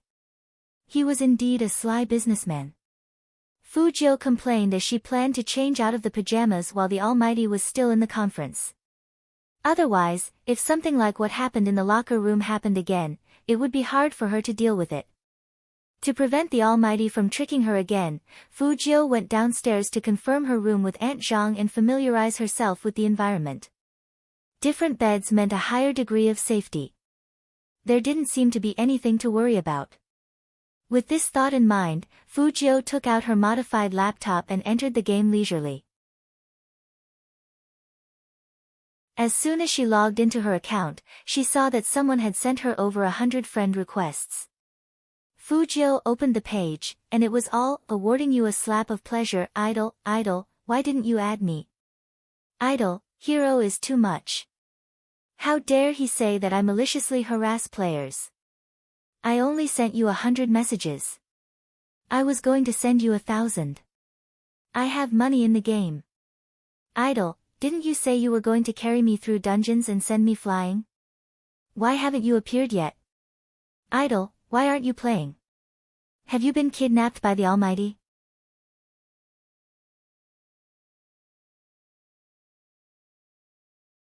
Chapter 134.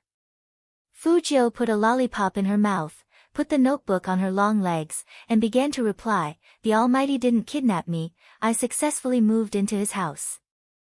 She couldn't afford to lose on the battlefield. Even though the Almighty did trick her. Live, in the Almighty's house. Award a slap of pleasure sent a horrified emoji. Student Feng didn't expect that his idol would tell him such shocking news as soon as he appeared. Fujio wasn't good at lying, but since she had already bragged, she had to cover it up as much as possible. Otherwise, it wouldn't be good for her handsome and domineering image. What's so surprising about that? If I can let him sleep on my bed in the future, will you still jump up in excitement? Sleep. Sleep on the bed. Student Feng's face started to turn red again, and he said righteously, "Idol, let's not talk about such a dirty topic, or we will be reported."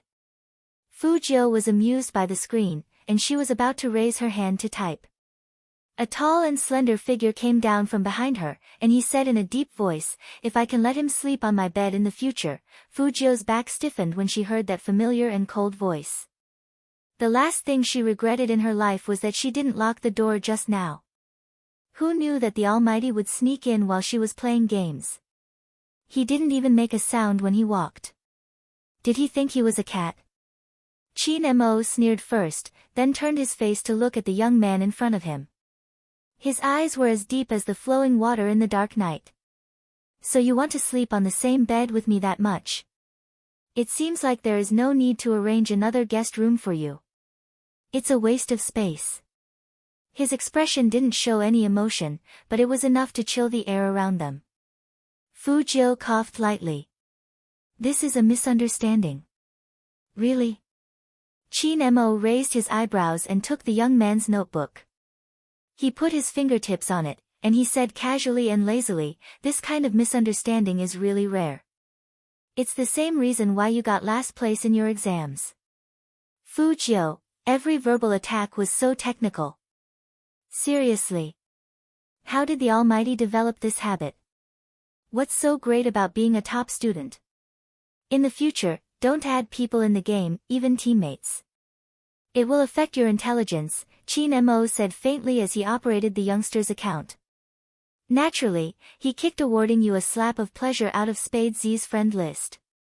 Then, he moved his mouse and took a screenshot to send to the game staff, specifically complaining about Student Feng. Fujio was caught off guard as she watched the Almighty's fluid movements. She thought that baby Feng was going to go crazy this time. Student Feng was indeed angry. Was he bullying him for being rich? He had only chatted with his idol for a few days. He hadn't even given him a gold diamond yet. He hadn't done anything. Why did she say that he was harassing her? No, he had to find out who had complained about him. Therefore, after using some connections, he decisively went to privately poke the staff of the game. He wouldn't have known if he hadn't investigated, but now that he did, he was even sadder. The person who reported him was actually his idol himself. Not only did he report me, he even blacklisted me. Why? Student Feng was deflated. He sat in front of the computer and felt wronged. He sent a crying emoji to Spade Z, "Idol, even if you want to report me, you can't blacklist me."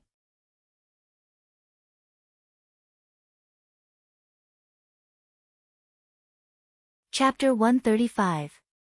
The man's indifferent voice didn't reveal any emotion. "To prevent you from spouting nonsense, you can use my account and I'll use yours before the esports selection contest." Fujio smiled lightly. "Brother Mo, that's not a good idea. We use different skills in the game. As a hacker, can't you control different skills in the game?" He handed the youngster a towel. "Don't put my IQ on the same level as yours. Write down your account number and wash your claws. Or do you prefer me to wash them for you?" Qin Mo's smile turned colder, his eyes filled with nobility as he handed the youngster a towel. Fu Jiu just remembered that she hadn't showered yet. She couldn't care less about comforting baby Feng in the game. She took the bath towel from the Almighty's hand and rushed into the bathroom. This time, she didn't forget to lock the door, and she even locked it twice. Fu Jiu completely believed that the Almighty would rip people's clothes when he was shameless. It was better for her to take the safe route. Thinking of this, Fu Jiu raised her eyes and looked at herself in the mirror. She was so handsome, but she was still threatened. Sigh. Qin Mo seemed to notice the depression of the young man in the bathroom, so he stood up and walked slowly to the door. He put one hand in the waistband of his khaki pants, and he looked very cool. His voice was still indifferent, but it had a natural sense of command. You can use the game currency in the account, but you are not allowed to add people. Game currency? Fu Jiu's long and narrow eyes lit up. She turned sideways and opened the door. She put her arms on the side and leaned closer to Qin Mo. Her handsome face was full of evil smile. Brother Mo, don't worry. I have the basic ethics of using an account. For example, he didn't expect the youngster to open the door. Looking at the person in front of him, his silver hair was wet. He freed one hand and pushed Fu Jiu back. Take a good shower. Fu Jiu didn't know what to say. Instead, she pushed him back. This time, Fu Jiu didn't care how cold the Almighty's tone was. She smiled brightly, locked the door again, and started to take off her clothes. But when she was halfway through, she still felt a little awkward. She could sense that Qin Mo hadn't left. He was sitting on the sofa outside the bathroom. It seemed like he was still in a meeting. Even without the sound of water, she could still hear him speaking in English and French. It wasn't easy to remove the outer layer, only the inner bandage remained. Fu Jiu glanced at herself and sat on the edge of the bathtub. She stretched out her long legs and bent one of them to the left. She turned her face to the side and carefully unwrapped the white cloth in front of her chest bit by bit. As she moved, her silver hair drooped down and hit the attractive side of her face. It made her look very handsome, like a beautiful young man full of vitality. But at this moment, if Qin Mo came in, he would definitely find out that the younger brother he recognized wasn't a younger brother, but a younger sister. Fu Jiu, the legendary gay who liked men. In fact, she was always straight. But no one could have imagined that she was a girl, because he needed to continue using the strip of cloth after he took a shower. He couldn't let it get wet, nor could he tear it. Finally, the last layer was opened by her, and the pair of pure white jade rabbits were about to jump out. There was a sudden knock on the door behind her.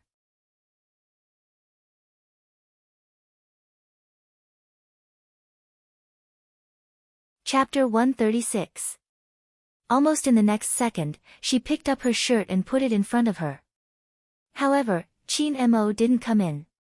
He just stood outside the door, his side profile elegant and handsome. He had a pile of common toiletries in his hands. Open the door, I have something for you. Why did he have to give it to her now? Fu Jiu pressed her shirt and said, I'll take it after I take a shower. There's no shower gel in there, how are you going to shower? Qin Mo raised his eyebrows and said in a deep voice, open the door and take what Auntie Zhang prepared for you. After he said that, Qin Mo saw that there was no movement inside. His slender fingers were on the doorknob, and just as he was about to turn the lock, the wooden door in front of him opened a little, and the young man poked his head out. He didn't seem to be wearing any clothes. His white neck and delicate collarbones were exposed, and only his handsome face could be seen.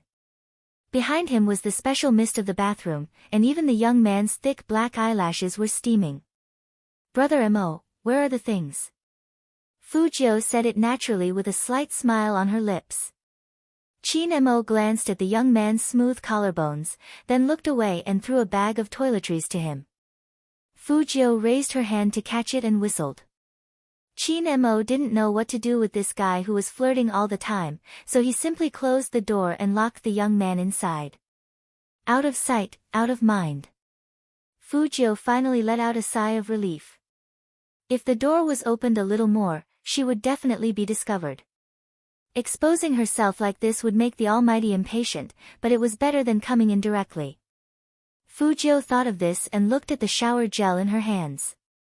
Then she raised her right hand and finally took off the last layer of the white tape. The person in the bronze mirror in the bathroom changed from a handsome and devilish young man to an extremely beautiful girl. She had the same silver hair, but because of the pair of jade rabbits in front of her chest, Fu Jiu's face looked even more alluring. Her figure was very good. She had long legs and a slender waist. Her back was pulled back, and one could vaguely see her flat abdomen.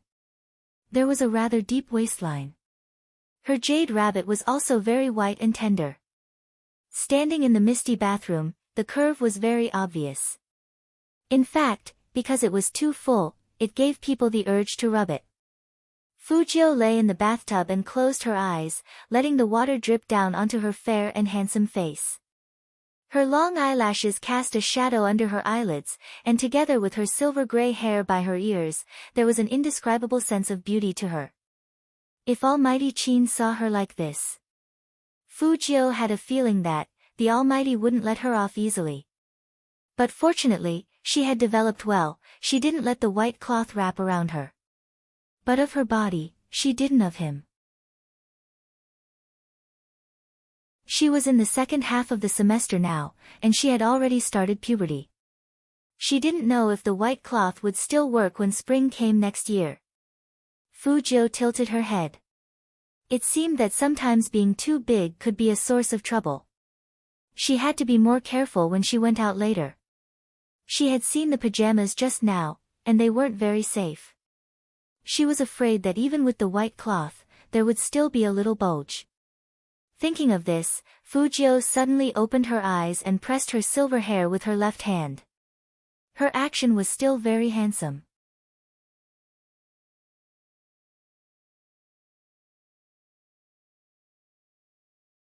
Chapter 137. Qin Mo's attention was still on the business meeting.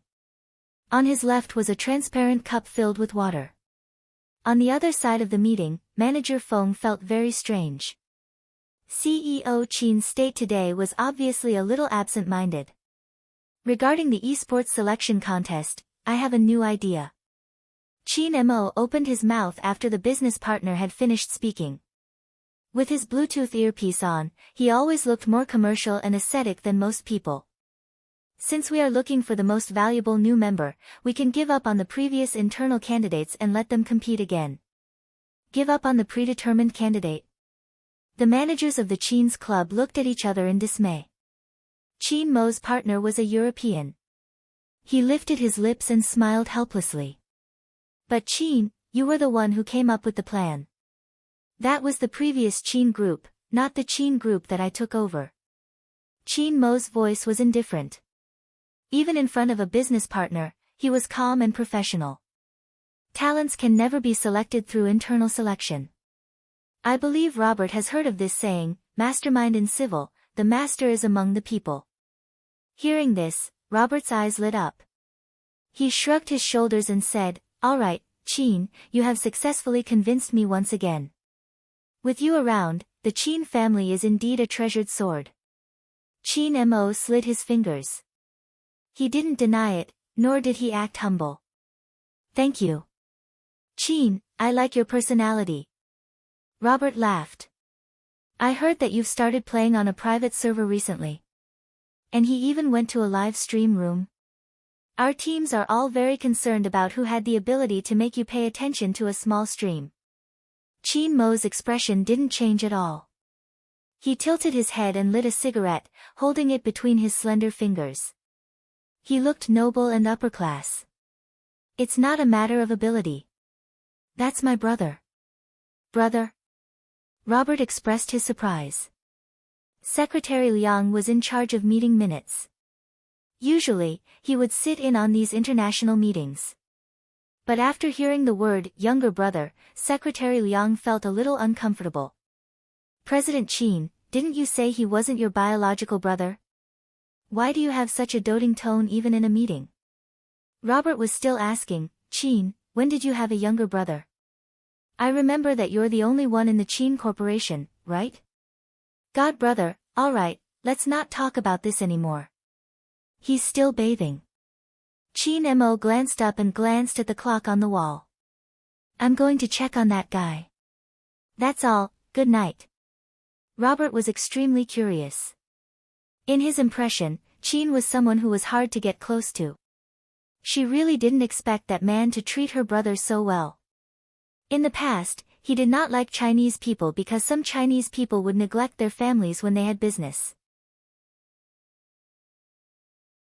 Now, looking at Qin's appearance, he was even more certain that he would cooperate with the Qin Corporation to the end. The members of the club didn't have much of a reaction when they saw that. Secretary Liang, on the other hand, felt a headache coming on. The CEO had only known the young master of the Fu family for a few days, and he was already bringing him home for a shower. No, he couldn't let his imagination run wild. The CEO must have found a companion because he had been living alone for too long. But even if he wanted to find someone, he should find a woman, right?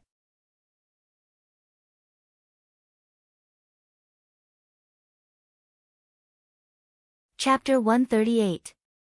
Secretary Liang was really in a dilemma.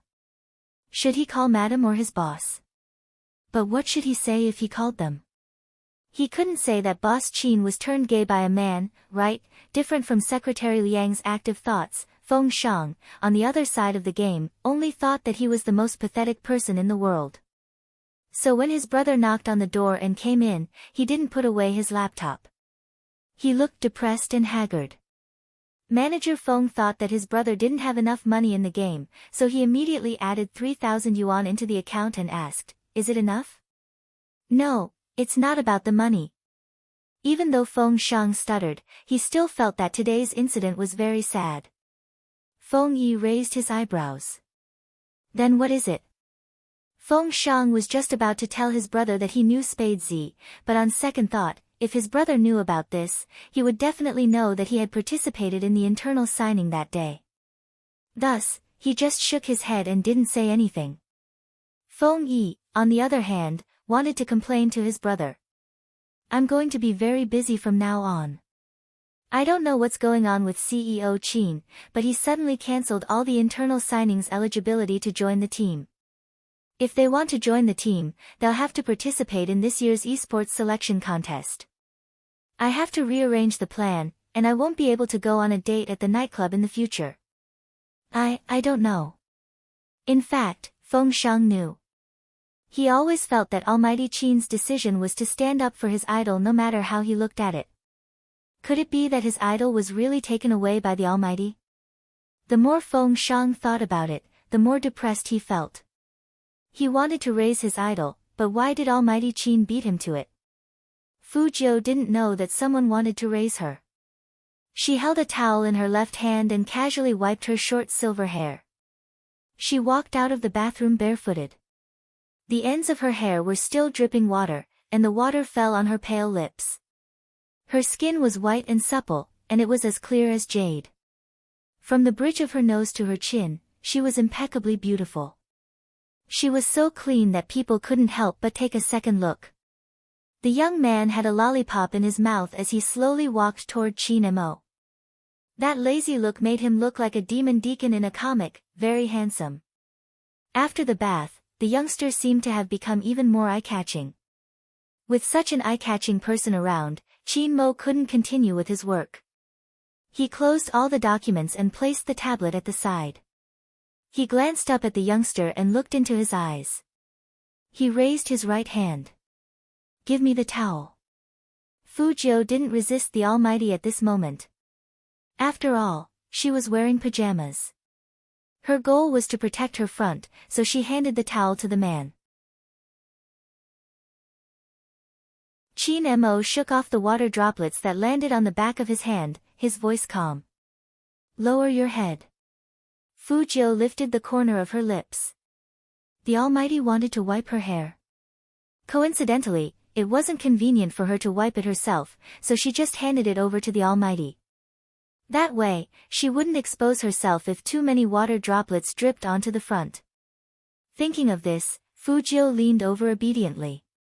Qin Mo looked at the furry head in front of him. He raised his right hand, but it wasn't a gentle one.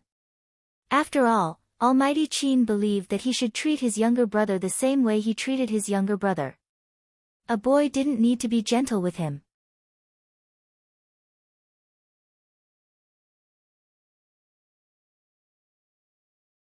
Chapter 139. When Aunt Zhang came in with the supper, she saw this scene. She almost dropped the bowl of pork and century egg congee in her hands. The young master in front of her didn't seem like the young master she knew. The young master in the past was cold and indifferent, as if everything was in his hands, and nothing could arouse his interest. Could it be that the young master had been alone since he was young, and now that he had a friend, he was like this? Aunt Zhang thought about it and decided to call Madame tomorrow. It was too late today. She was afraid that if she told Madame, she would be too excited to sleep. Qin Mo also saw Aunt Zhang standing at the door. He retracted his hand and said in a calm tone, "Okay, you can go eat the supper Aunt Zhang made for you." Hearing that, Fujio was even happier. She raised her fluffy head and smiled at Aunt Zhang. "Thank you, Aunt Zhang." Aunt Zhang quickly waved her hands. Seeing that the young man didn't care about the heat and took a sip of her porridge, she was also happy. She put a big bowl of porridge in front of him. Fujio didn't worry at all that she couldn't finish it. The best thing in life was to have hot meat porridge after physics class at 11 o'clock at night. Especially in Jiang City, the weather at the end of autumn was starting to get cold. There were layers and layers of fog outside, so eating something warmed up the stomach. Moreover, she could splurge in the game while eating. Most importantly, she was very interested in how much money the Almighty had in his account. Based on the Almighty's attitude when he gave her something last time, he definitely had a lot of money. Fujio logged into the account the Almighty gave her while eating the porridge. She opened the account's information list in high spirits. 1 0, 2 zeros, 3 zeros, 8 zeros, 9 zeros. 9 zeros in virtual game currency, even if converted into RMB, would be worth more than $1 million. Fujio looked sideways at the account the Almighty had logged into, and it only had a few thousand yuan. Was this the difference between a top student and a bad student? Fujio lowered her head and bit the spoon in her mouth. Unfair. She had to find a way to earn more money. Fujio thought of this and seemed to remember something. Right, baby phone. Fujio opened the page and saw, awarding you a slap of pleasure, flirting with girls in the world channel. Based on what he said, Fujio locked onto Feng Shang's exact location and sent him a message. Are you there? After Feng Shang sent his brother away, he sat down and saw Almighty Qin talking to him in the game. He choked on his saliva and couldn't help but cough. Could it be a fake account? This was Feng Shang's first reaction. What's more, Student Feng was still thinking, this fake account was practically knocking on his gun's muzzle. He had to teach him a lesson. Wait a minute, there was a ranking above that person's head, and above it were two domineering symbols, Supreme Alliance. Student Feng couldn't be more familiar with this symbol. The team under the Qin Corporation Club. Was it really Almighty Qin talking to him? Feng Shang felt shocked. His first reaction wasn't to reply to Qin Mo in the game. Instead, he clicked on Spade Z's username and sent a string of messages to verify it. Idle. Almighty Qin actually asked if I was there. How should I answer him?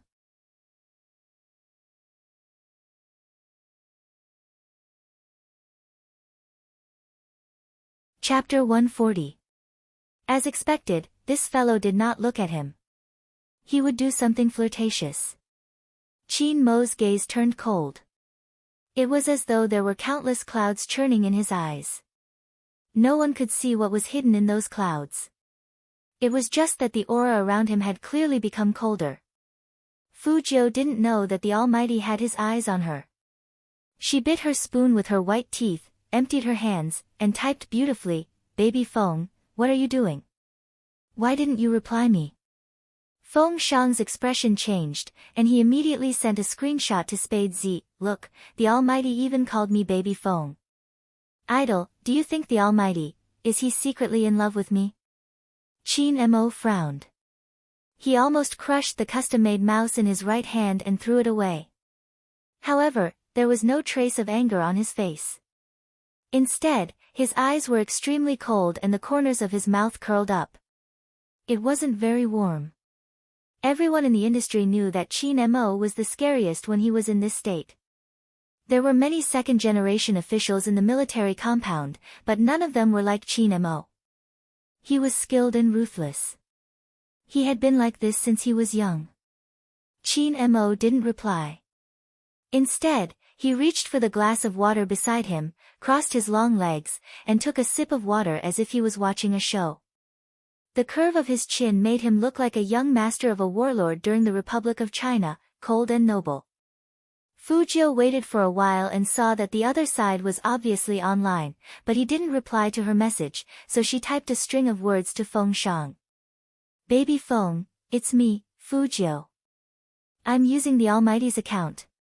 Feng Shang was still thinking that other than his idol, even if Almighty Qin confessed to him, he would decisively blacklist him. He didn't expect to see such a sentence when he opened the message. Feng Shang was stunned. Then what about the idol's account? Of course it's the Almighty who's using it. Also, I have to clear my name. The person who blacklisted you and complained about you was also the Almighty. Fujio thought that she could finally trick the Almighty for once. She typed happily, he has been using my account since the beginning. When Feng Shang saw this, he turned back to look at his conversation with Spade Z. He was on the verge of tears. He typed without stuttering. Idol, why did you give your account to the Almighty? This is bad. Miserable? Fujio didn't understand. What's so miserable about it? Feng Shang felt that he couldn't explain it in such a short time, so he sent a screenshot of the chat to Fujio. Fujio was happily eating her porridge. After all, she was now using the Almighty's account, and she was a real rich person in the game. Her 9 digits in profile data was not a lie. Later, she would ask Feng Shang to cooperate with her to take on a big mission to clear a dungeon. This time, she would raise the price a bit higher and get some fresh blood. Otherwise, it would be a waste of the virtual currency in the Almighty's account. However, the moment she curled her thin lips and clicked on the message, all her beautiful plans came to an abrupt halt and disappeared at lightning speed.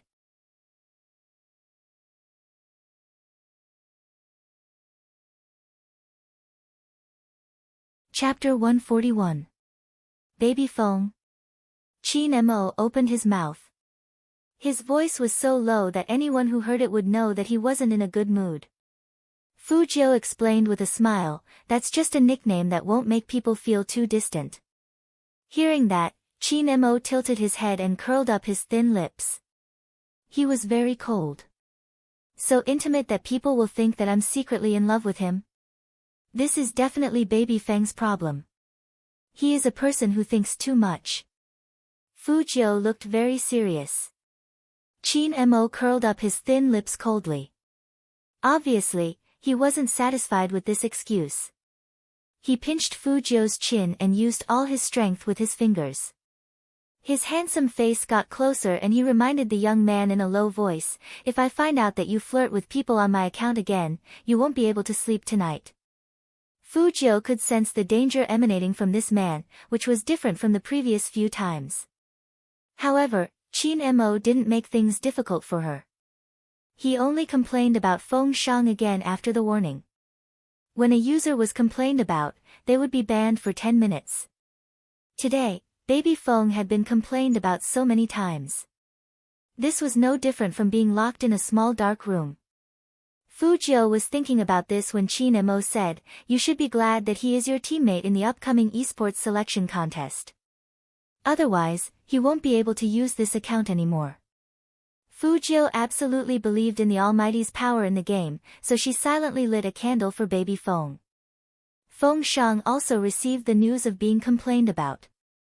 He was a chatterbox in the game, and it was terrible to be silenced like this. The main thing was that he didn't know what was going on with his idol and young Master Qin. Young Master Qin wouldn't punish his idol on the spot after seeing the content just now, right?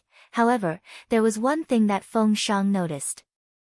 Young Master Qin actually gave his account to someone else. That game account was worth more than a few 100,000 yuan. Back then, before young Master Qin became a professional team, someone offered 100,000 yuan to buy his account. That person didn't expect that the account he wanted to buy would be played by the powerful young Master Qin of Jiang City. Not only did he offend young Master Qin, but he never showed his face in the game again. In young Master Qin's words, even if he didn't want what he used, he would seal it and not give it to anyone else. But now, young Master Qin had actually given that account to his idol, and he had handed it over for such a long time. If this matter were to be known by his big brother, it would definitely cause a huge storm. Feng Shang was thinking that he would also exchange accounts with his idol in the future. He couldn't fall behind young Master Qin in everything. Fu Jiu didn't think too much about it. She just wanted to bring Feng Shang to a dungeon this time. She had never seen Feng Shang operate before. She would be able to understand everything once she went through the dungeon. Then, she would be able to make adjustments to the entire team based on what she knew. Brother Mo, do you want to run a dungeon with me? Fu Jiu tilted her head and asked Qin Mo. Her silver hair looked exceptionally soft under the light. From Almighty Qin's point of view, this was the young man's way of admitting his mistake. The coldness in his eyes finally subsided a little, and he nodded slightly. Then, he moved his mouse and sent a message to Fu Jiu's side based on their intimacy level.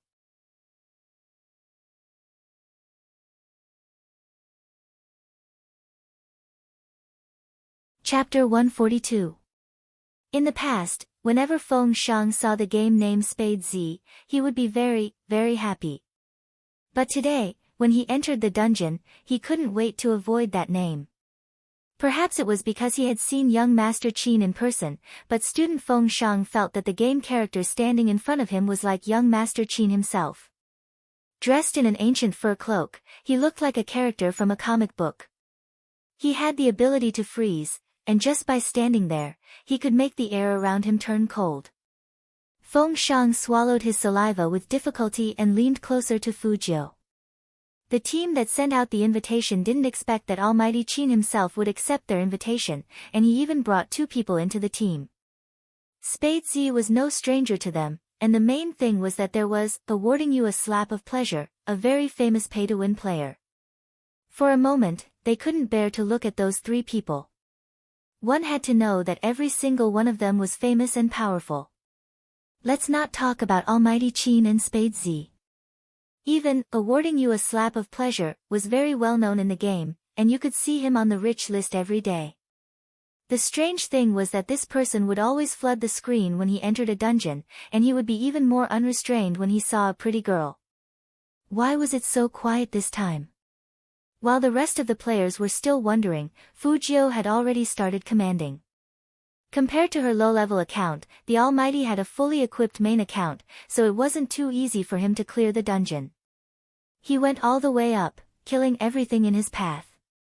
But Spade Z's account didn't move at all. He didn't even make a move. It was useless. There was a female player in that team who wasn't good at playing, but at least she knew how to make a few moves. That Spade Z didn't even know how to use potions.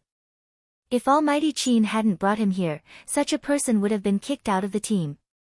The more that female player saw Spade Z walking slowly, the more annoyed she felt. Why did Almighty Qin treat such a person differently? He obviously had no skills, but he followed behind the team and leached off experience, acting like he was a peerless master. It was so annoying. In the beginning, the female player was still holding it in. Later on, when she was unable to defend in time and lost more than half of her HP, she was completely enraged. On the other side of the computer, he sneered, and even his tone was cold and mocking. The most anticipated rookie king of Zone C, with amazing mechanics and fast hand speed, who was poached by the Qin Club with a large sum of money. Turns out he's just a weakling who only knows how to follow the Almighty to leech experience. He doesn't even know when the monsters are approaching, not to mention, from what I see, those first kills aren't necessarily taken by him. At the very least, he doesn't know how to save people. Teaming up with such a person, forget about first kills, he might not even be able to clear this dungeon. Hero was a game that could speak, which was why Hero was loved by so many professional teams. It could professionalize the game and attract people with its voice after becoming a god. The female player had turned on the voice chat. Although her voice was sweet, the sarcasm in her words was clearly uncomfortable.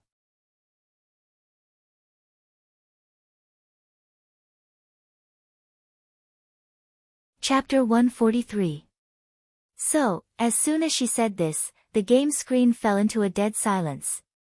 Fujio was still holding a lollipop in her mouth. Her hand paused, and she sent out another big move. Her finger technique was very beautiful. The other players didn't react so quickly. But right at this moment, the biggest monster appeared, and it used a fireball-like special attack on their team. Not to mention the others, even a master like, awarding you a slap of pleasure, was caught off guard and lost half of his HP. Fortunately, he had good skills, and he could retreat instantly.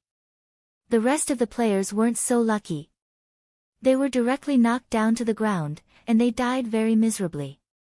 Logically speaking, when a team had 3 players left, and one of them was dying, it was impossible for them to win this round. But to everyone's surprise, Spade Z, who had been quiet all this time, turned his sword shadow and created a magnificent light behind Fujio.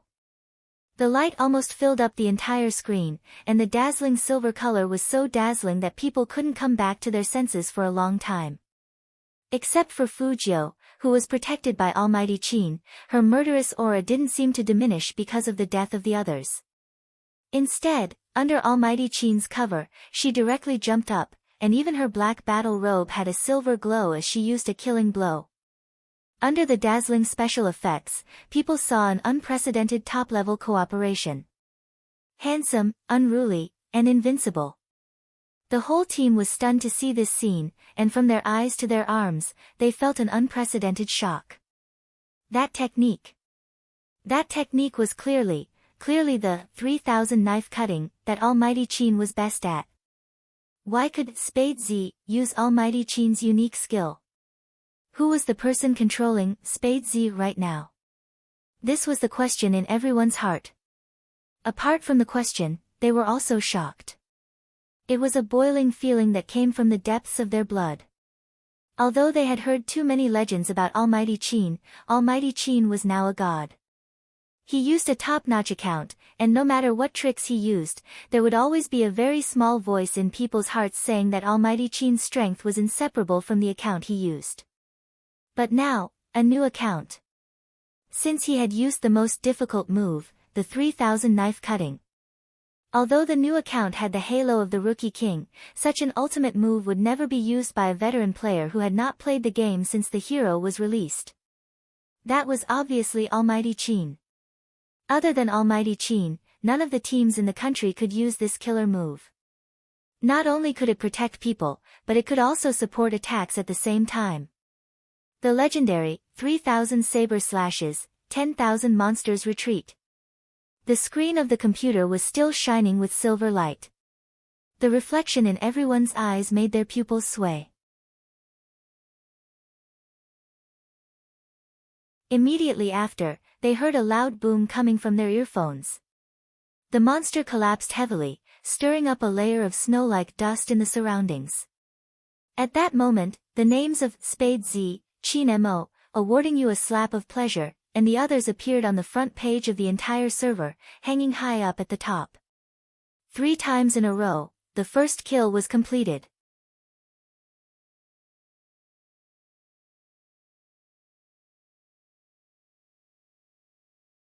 Chapter 144.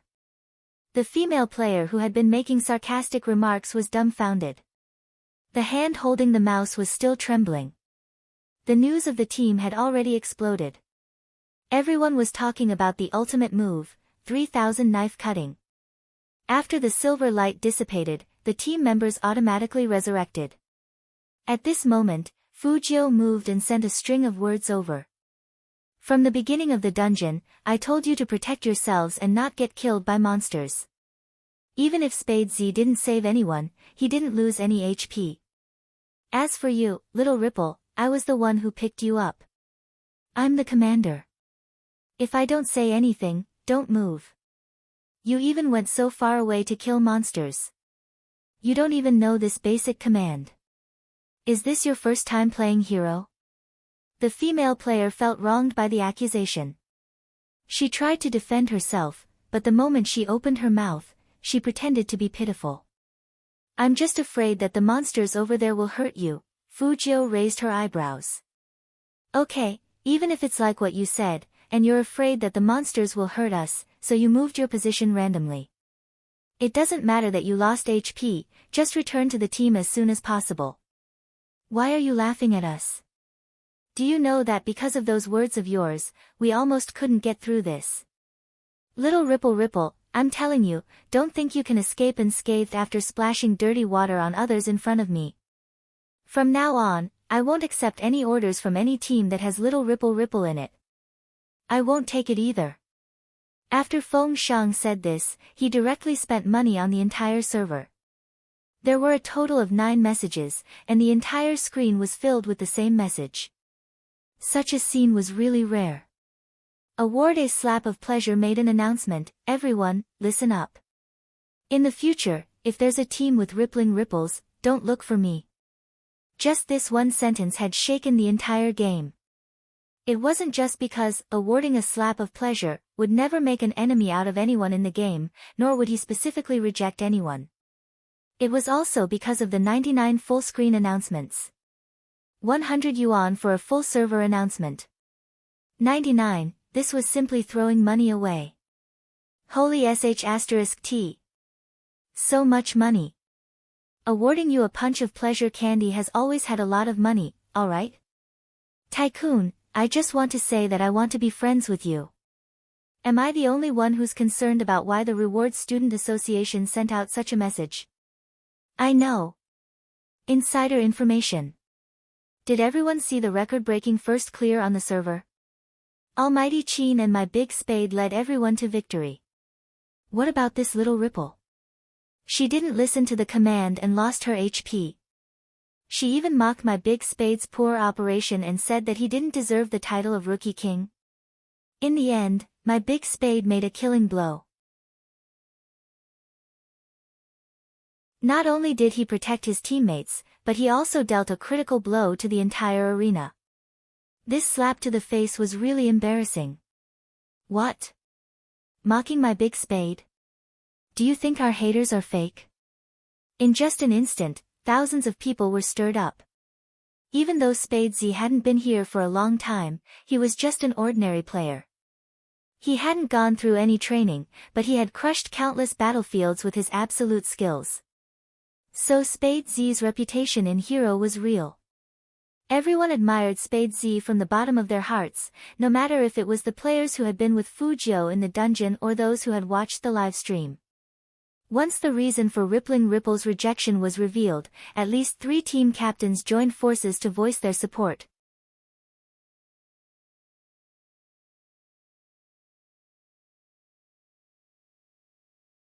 Chapter 145. Instantly. Server-wide bombardment. Because everyone knew that in Zone C, only these few teams were strong. If they wanted to clear a more complicated instance dungeon, they would have to bring them along. This was simply banning Little Ripple. Little Ripple really didn't understand this game. What was this? For a male account, they were going to reject a beauty like her. Little Ripple looked at the message on the screen that she had been kicked out of the team. She angrily threw her mouse, and her expression became extremely ugly. After hearing the noise, Fu Shiming, who was still practicing his hand speed, looked over and frowned. Sister, what's wrong? Little Rippling Ripple's original body was actually Fu Shui-er, Fu Ximing's twin sister. Fu Shui-er's anger hadn't subsided yet. Her chest heaved up and down as she took a big gulp of water. Then she sneered. It's all because of that Spade Z. He thinks he's so great just because Almighty Qin is backing him up. Those otakus who play games also have a hole in their brains. Instead of protecting a beauty like me, they have to stand on the same side as a guy. They even want to jointly reject me. Ha, this is the funniest joke I've ever seen. Spade Z. When Fu Ximing heard this name, his fingers on the keyboard stopped moving. There was a hint of mockery in his eyes. That Zone C's rookie king. An unorthodox player. That's him. Fu Shui-er didn't care about the computer anymore. She turned around and said to Fu Ximing, his operation isn't bad, but his character is really unflattering. Fu Ximing said proudly, that's because he hasn't seen a professional before. A random player that popped out of nowhere wants to be called a king. What a joke. Fu Shui-er's lips curled up as well. You're right. If it was my younger brother, he would have beaten him so badly that he wouldn't even know which way is north. Such a small character is not worth my time. Fu Ximing lowered his eyes and said indifferently, my goal is the selection contest. Fu Shui-er winked mischievously. Yes, my genius brother definitely wouldn't be interested in such a person. But I heard that Spade Z will be participating as well, and he will be participating as a member of the He Corporation team. I really don't know where that fat village girl, He Honghua, found Spade Z. He won't participate, Fu Ximing said again. Fu Shui-er didn't understand. Why? You'll know when the time comes. Fu Ximing said as he logged into his game account. He already had a rough understanding of Spade Z. His mother even gave him a concrete plan. Ever since Spade Z appeared in Hero, he had been taking orders to make money. To put it bluntly, he was just a pauper. Such people were the easiest to deal with.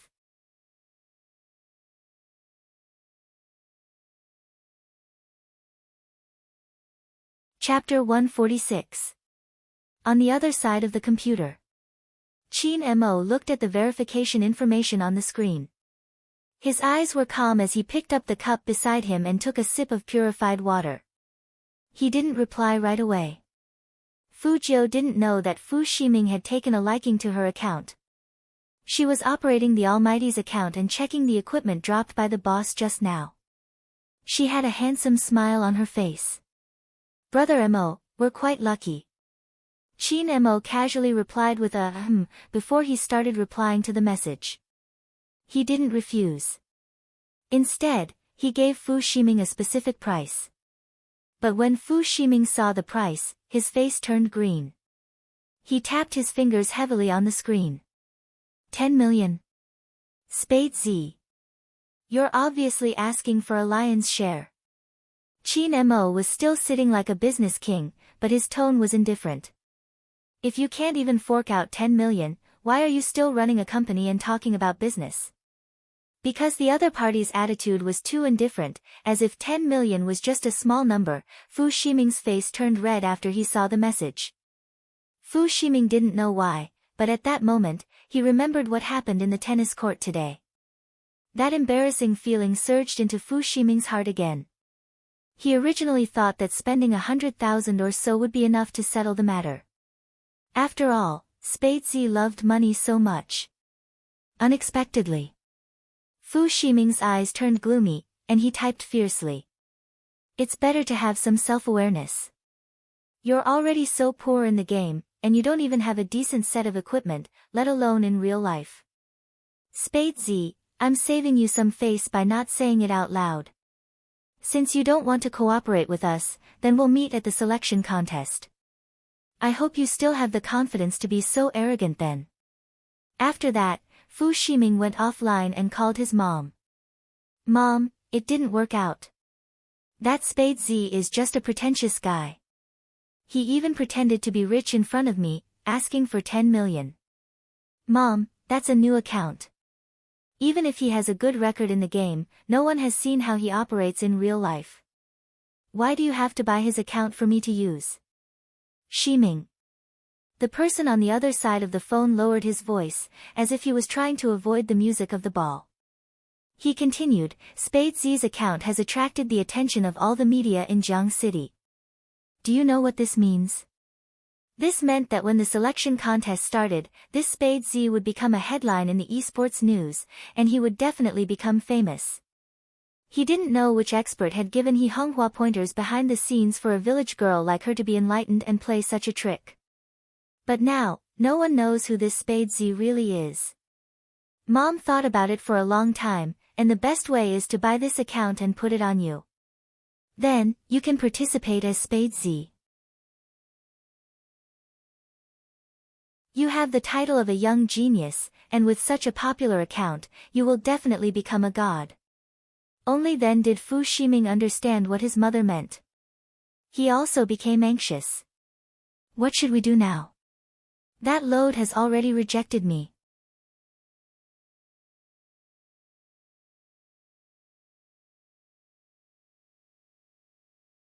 Chapter 147. In Hero, Fu Jiu was still distributing equipment to her teammates. She was very generous to those who supported her in the whole server. She shared all the diamonds that dropped from the first kill with the captains of all the major teams. Awarding you a slap of pleasure, got the best equipment. Fu Jiu had to admit that she was being selfish in this aspect. After all, he was her future teammate. But the others didn't mind. After all, they weren't professional players, so they didn't need to collect materials. They liked more practical things, like diamonds. They didn't care about the other things, so they naturally listened to Fu Jiu's arrangements. To thank them, Fu Jiu even gave them a 20% discount for this order. Seeing this, Qin Mo's right hand that was holding the mouse paused slightly. His deep eyes swept over the computer screen and landed on the two characters who were still whispering to each other. His eyes gradually turned cold. In fact, the main reason why Qin Mo didn't make a move in the beginning was that those two were too close. Did they need to be so close to each other just to play a game? Although he wouldn't interfere too much with young people's business, after all, no one wanted to be controlled when they were 16 or 17 years old. But there were some principles that couldn't be violated. Until now, Qin Mo still hadn't forgotten that this guy in front of him had liked a man, idol. Are you giving all these to me? Feng Sheng didn't expect that his idol would think of him like this even with the Almighty around. Fu Jiu held a lollipop in her mouth, tilted her head, and replied with a line of text, "It'll be useful in the esports competition. I know your skills pretty well. In a few days, our team will meet up, and we'll go to the internet cafe to play a game together." The two of them were chatting in private, so the others only saw that Fu Jiu and Feng Sheng's characters were very close. After Feng Sheng saw that message, he made a sound of surprise before replying, "Idol, did you forget that our team only has you and me? Now it's 3. Fu Jiu smiled, and the corners of her mouth were full of mischief. "That's why I'm online today. Besides, our new teammate is a girl." Feng Sheng was shocked, and he typed faster. Girl. Where is she? I didn't see her. I always thought that we would be a single team." "Idol, why you're not lying to me, are you?" "Baby Feng, as a team member, you must have absolute trust in your team leader." "How could I lie to you?" Fu Jiu looked at his reaction, and her smile widened. "And our new teammate has a good personality. She's a nice girl." Feng Sheng didn't care what kind of girl she was. He had already thought about how he would greet his new teammates when they met in a few days. "Yep, I'll just say that I'll bring her to clear dungeons, fly her, and buy her equipment." He would ask his brother to top up more money for him. While the two of them were chatting happily, the handsome side face of the man on the other side turned cold bit by bit. Fu Jiu was still typing and didn't notice. Qin Mo laughed. His smile was vicious no matter how one looked at it. He placed the cup back in its original position, stood up, and walked towards the youngster on the bed step by step.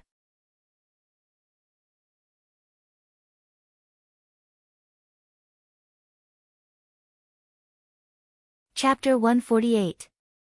Chatting so happily. Chin Mo's voice had always been light, and it sounded even more so at night.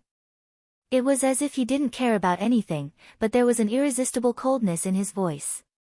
After hearing the Almighty's question, Fujiu raised her head and found that the man was already in front of her. He was standing by the bed with a physics book in his hand. His khaki trousers made him look a lot softer, but the pressure he exuded was still very strong, and he still had the domineering aura of a military third generation.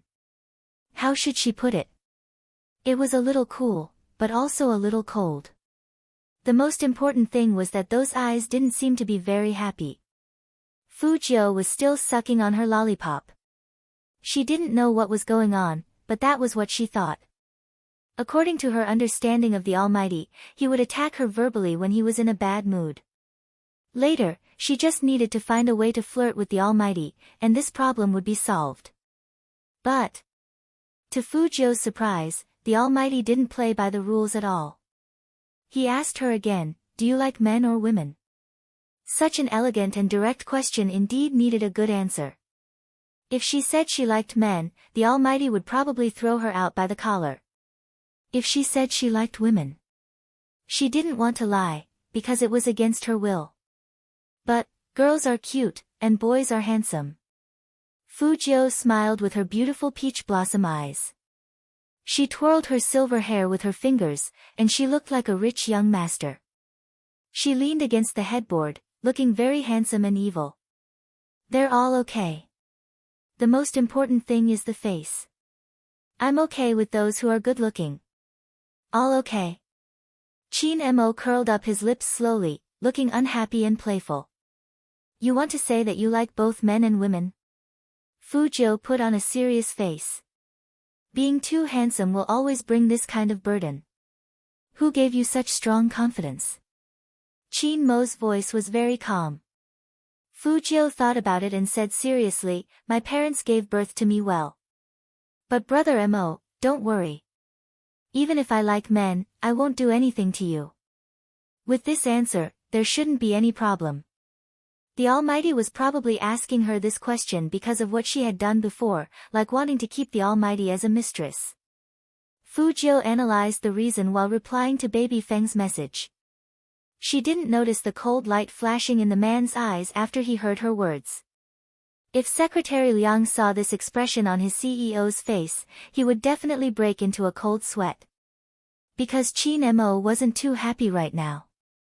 Almighty Chin thought that no one would want their little brother to have such a rich private life. He was the same. Eating both men and women. Ha, what a great ability. Chin Mo glanced at the silver-haired youngster who was still hugging his notebook and chatting away. His expression didn't change at all. His face was still as handsome as a god. His slender fingers moved and directly unbuttoned his trousers.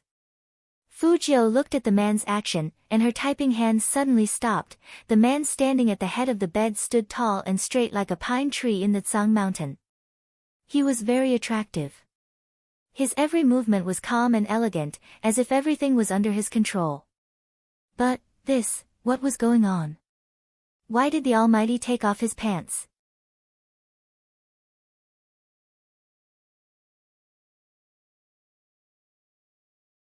Chapter 149. Brother Mo, what are you doing? Fujiu narrowed her eyes slowly, but she was still smiling, looking as handsome as ever. Chin Mo's voice was indifferent. Sleep, of course. But this is my room. Fujiu raised her eyebrows to remind him. Chin Mo snorted and suddenly bent over. He put his left hand on the bed beside Fujiu, and his aura enveloped her. Even that godlike handsome face of his was very close. His hair was as black as the night, adding a bit of evil to his noble aura.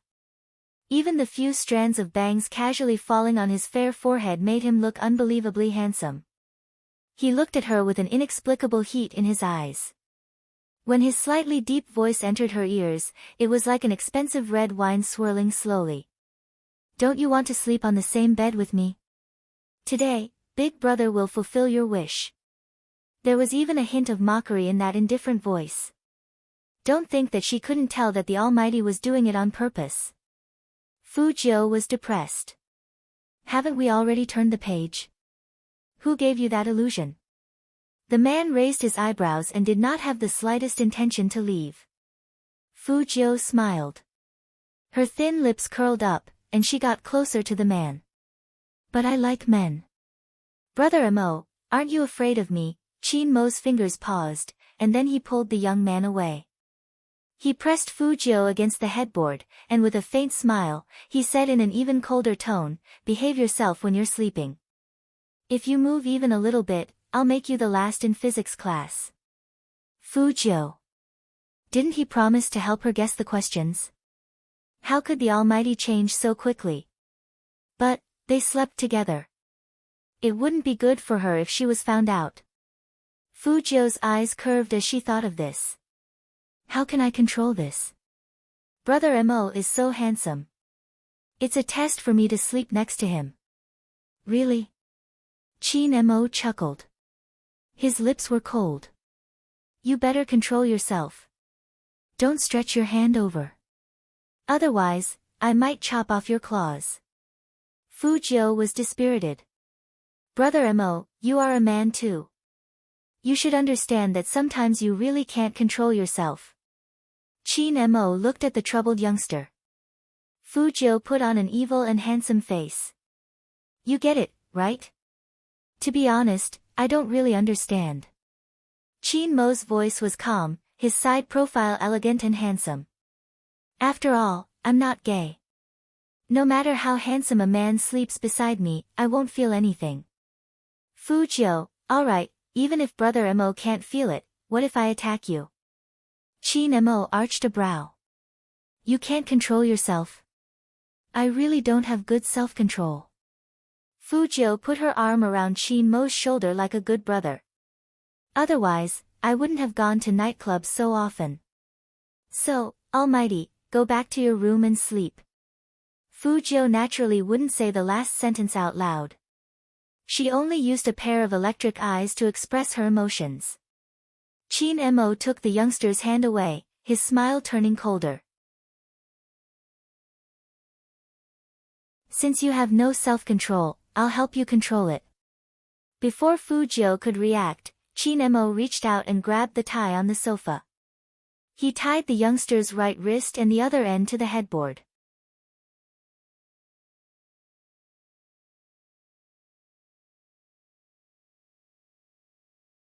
Chapter 150. The young man's appearance on the bed was very pleasing to the eye, especially his face, which was almost as fair as porcelain jade under the pure white cotton pajamas he was wearing. His silver hair was handsome, his face was handsome, and his thin lips were curled up. At that moment, there was an indescribable feeling that made people's hearts beat faster. Qin Mo glanced at him and stood up. He raised his right hand and covered the young man's head and face under the quilt. Out of sight, out of mind. He really needed to be disciplined. If you go to those dirty places again, it won't be as simple as just tying you up. Qin Mo always knew that the young man was good-looking, but he didn't expect that he had such a side to him. He was lying there like a porcelain doll. Qin Mo suddenly remembered a gathering in the courtyard. In the private room, there was a young boy who called them Big Brother when he came in. He didn't know why, but he always felt a little repulsed when he thought about it. The only thing he was sure of was that he didn't want his little brother to be like that. Qin Mo usually didn't care about someone's sexual orientation. But today, it was different. How could his little brother be under someone else's bed? Qin Mo turned around. His back was as straight as the desert. Contrary to his fiery thoughts, his deep eyes were cold, so cold that they almost affected the surrounding temperature. Fu Jiu's unbound hand was hanging by the side of the bed. She pulled the quilt away, and the Almighty had already entered the bathroom. It seemed that she couldn't avoid it this time. But judging from the Almighty's reaction, he seemed to dislike her a little. Nothing should happen. Fujio moved her right hand again, and a light flashed in her black eyes. This knot wasn't simple. It looked ordinary, but it was actually very professional. The cross was hard to untie, even with a knife. The Almighty was indeed not easy to deal with. There shouldn't be anyone on the mainland who could study criminal psychology and make such a binding technique. If there was, shouldn't it be the police? Or maybe the Almighty's ability to leave meant that he was free from control. Fujio suddenly closed her eyes when she thought of this.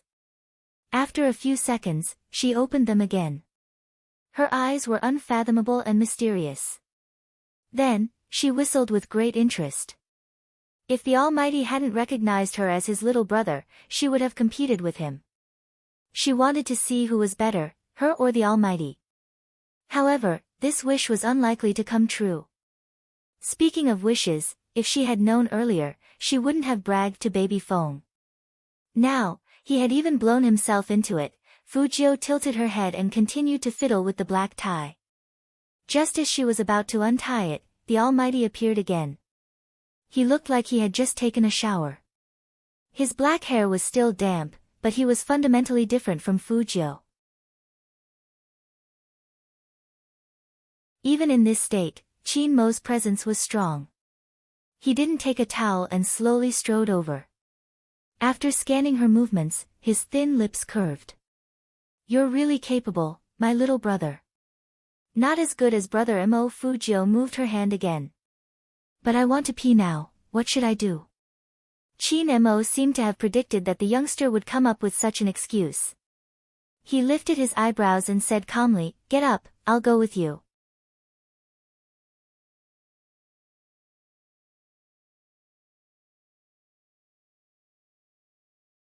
Chapter 151. Qin Mo glanced at the youngster's fluffy head and slightly withered expression. His voice returned to its deep tone. "That's why I said, don't play tricks in front of me. I'm tying you up now to let you know that you shouldn't flirt so casually in the future. Regardless of whether it's in real life or in the game, men and women are the same." What else could Fujio say? The tone of an elder brother instructing his younger brother. It was rare that her male idol did not continue to attack her. However, Qin Mo's next move made Fujio pause. Qin Mo took off his shirt cleanly, which made him look even cooler. Perhaps it was because his figure was too good, even without any accessories, the man just stood there inexplicably gave people a hazy and inviolable feeling. The Almighty was definitely the kind of person who didn't care about dogma. Otherwise, he wouldn't have played games even though he had a family business. Not to mention that he would tie her up just like that. Fujio was looking directly at Qin Mo from her position. It would be weird if she looked away. Plus, she couldn't get tired of looking at the Almighty's body. She simply put her arm behind her head, using it as a cushion, and looked at the man from head to toe with pure admiration. Qin Mo would drink a glass of wine before he slept. His upper body was half naked, his slender and fair fingers holding the glass. He raised his head and took a sip. His seductive waist and well-defined chest revealed the black qilin at his waist as he moved. When Fujio wanted to take a closer look, her line of sight met that pair of deep, rippling eyes. He lowered his head and stared at her. His glowing thin lips were very close to her, as if even his breath could hit her lips. "Why don't you mention the other requirements? Like helping you take off your pajamas?" "Take off my pajamas?" What a joke. How could pajamas be taken off so casually? Even if he was wrapped in bandages and wearing a hurdle vest underneath, he couldn't take off his pajamas. Fujio smiled and said calmly, "Brother Mo, I don't need to trouble you with these trivial matters. I like to sleep with my clothes on." "Really?" This time, Qin Mo didn't say much. He turned to the side and took off the watch on his wrist. He placed it by the bedside and turned off the light, leaving only a weak light beside the bedside. Then, he took off his trousers, which he had already unbuttoned. His tall and slender figure lay down beside Fujio. His nose was high, and in the dark, he gave off an indescribable sense of asceticism. Very few people could be so luxurious and indifferent in this situation. Fujio didn't care about Fujio at all. The people in the outside world were right. If they used Almighty Qin's sleeping face as a poster, Supreme Alliance would definitely become even more popular. When he was sleeping alone, it felt very big, but with another person, it felt a little different.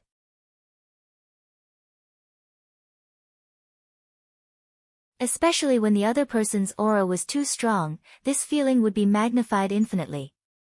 Fujio moved her hand that was leaning on the side of the bed and turned over. Fujio could still smell the faint scent of tobacco. This scent came from another person, and it made Fujio want to turn her head around. It was because she had never slept with anyone before. You're tuning into the Blissful Bookshelf YouTube channel. We're so grateful for your support, and don't forget to subscribe to join us on this incredible journey through captivating stories. Your generosity through donations truly makes a world of difference, as it's the primary source of revenue that allows me to expand and enhance this channel for you. Thank you from the bottom of my heart for being a part of this adventure.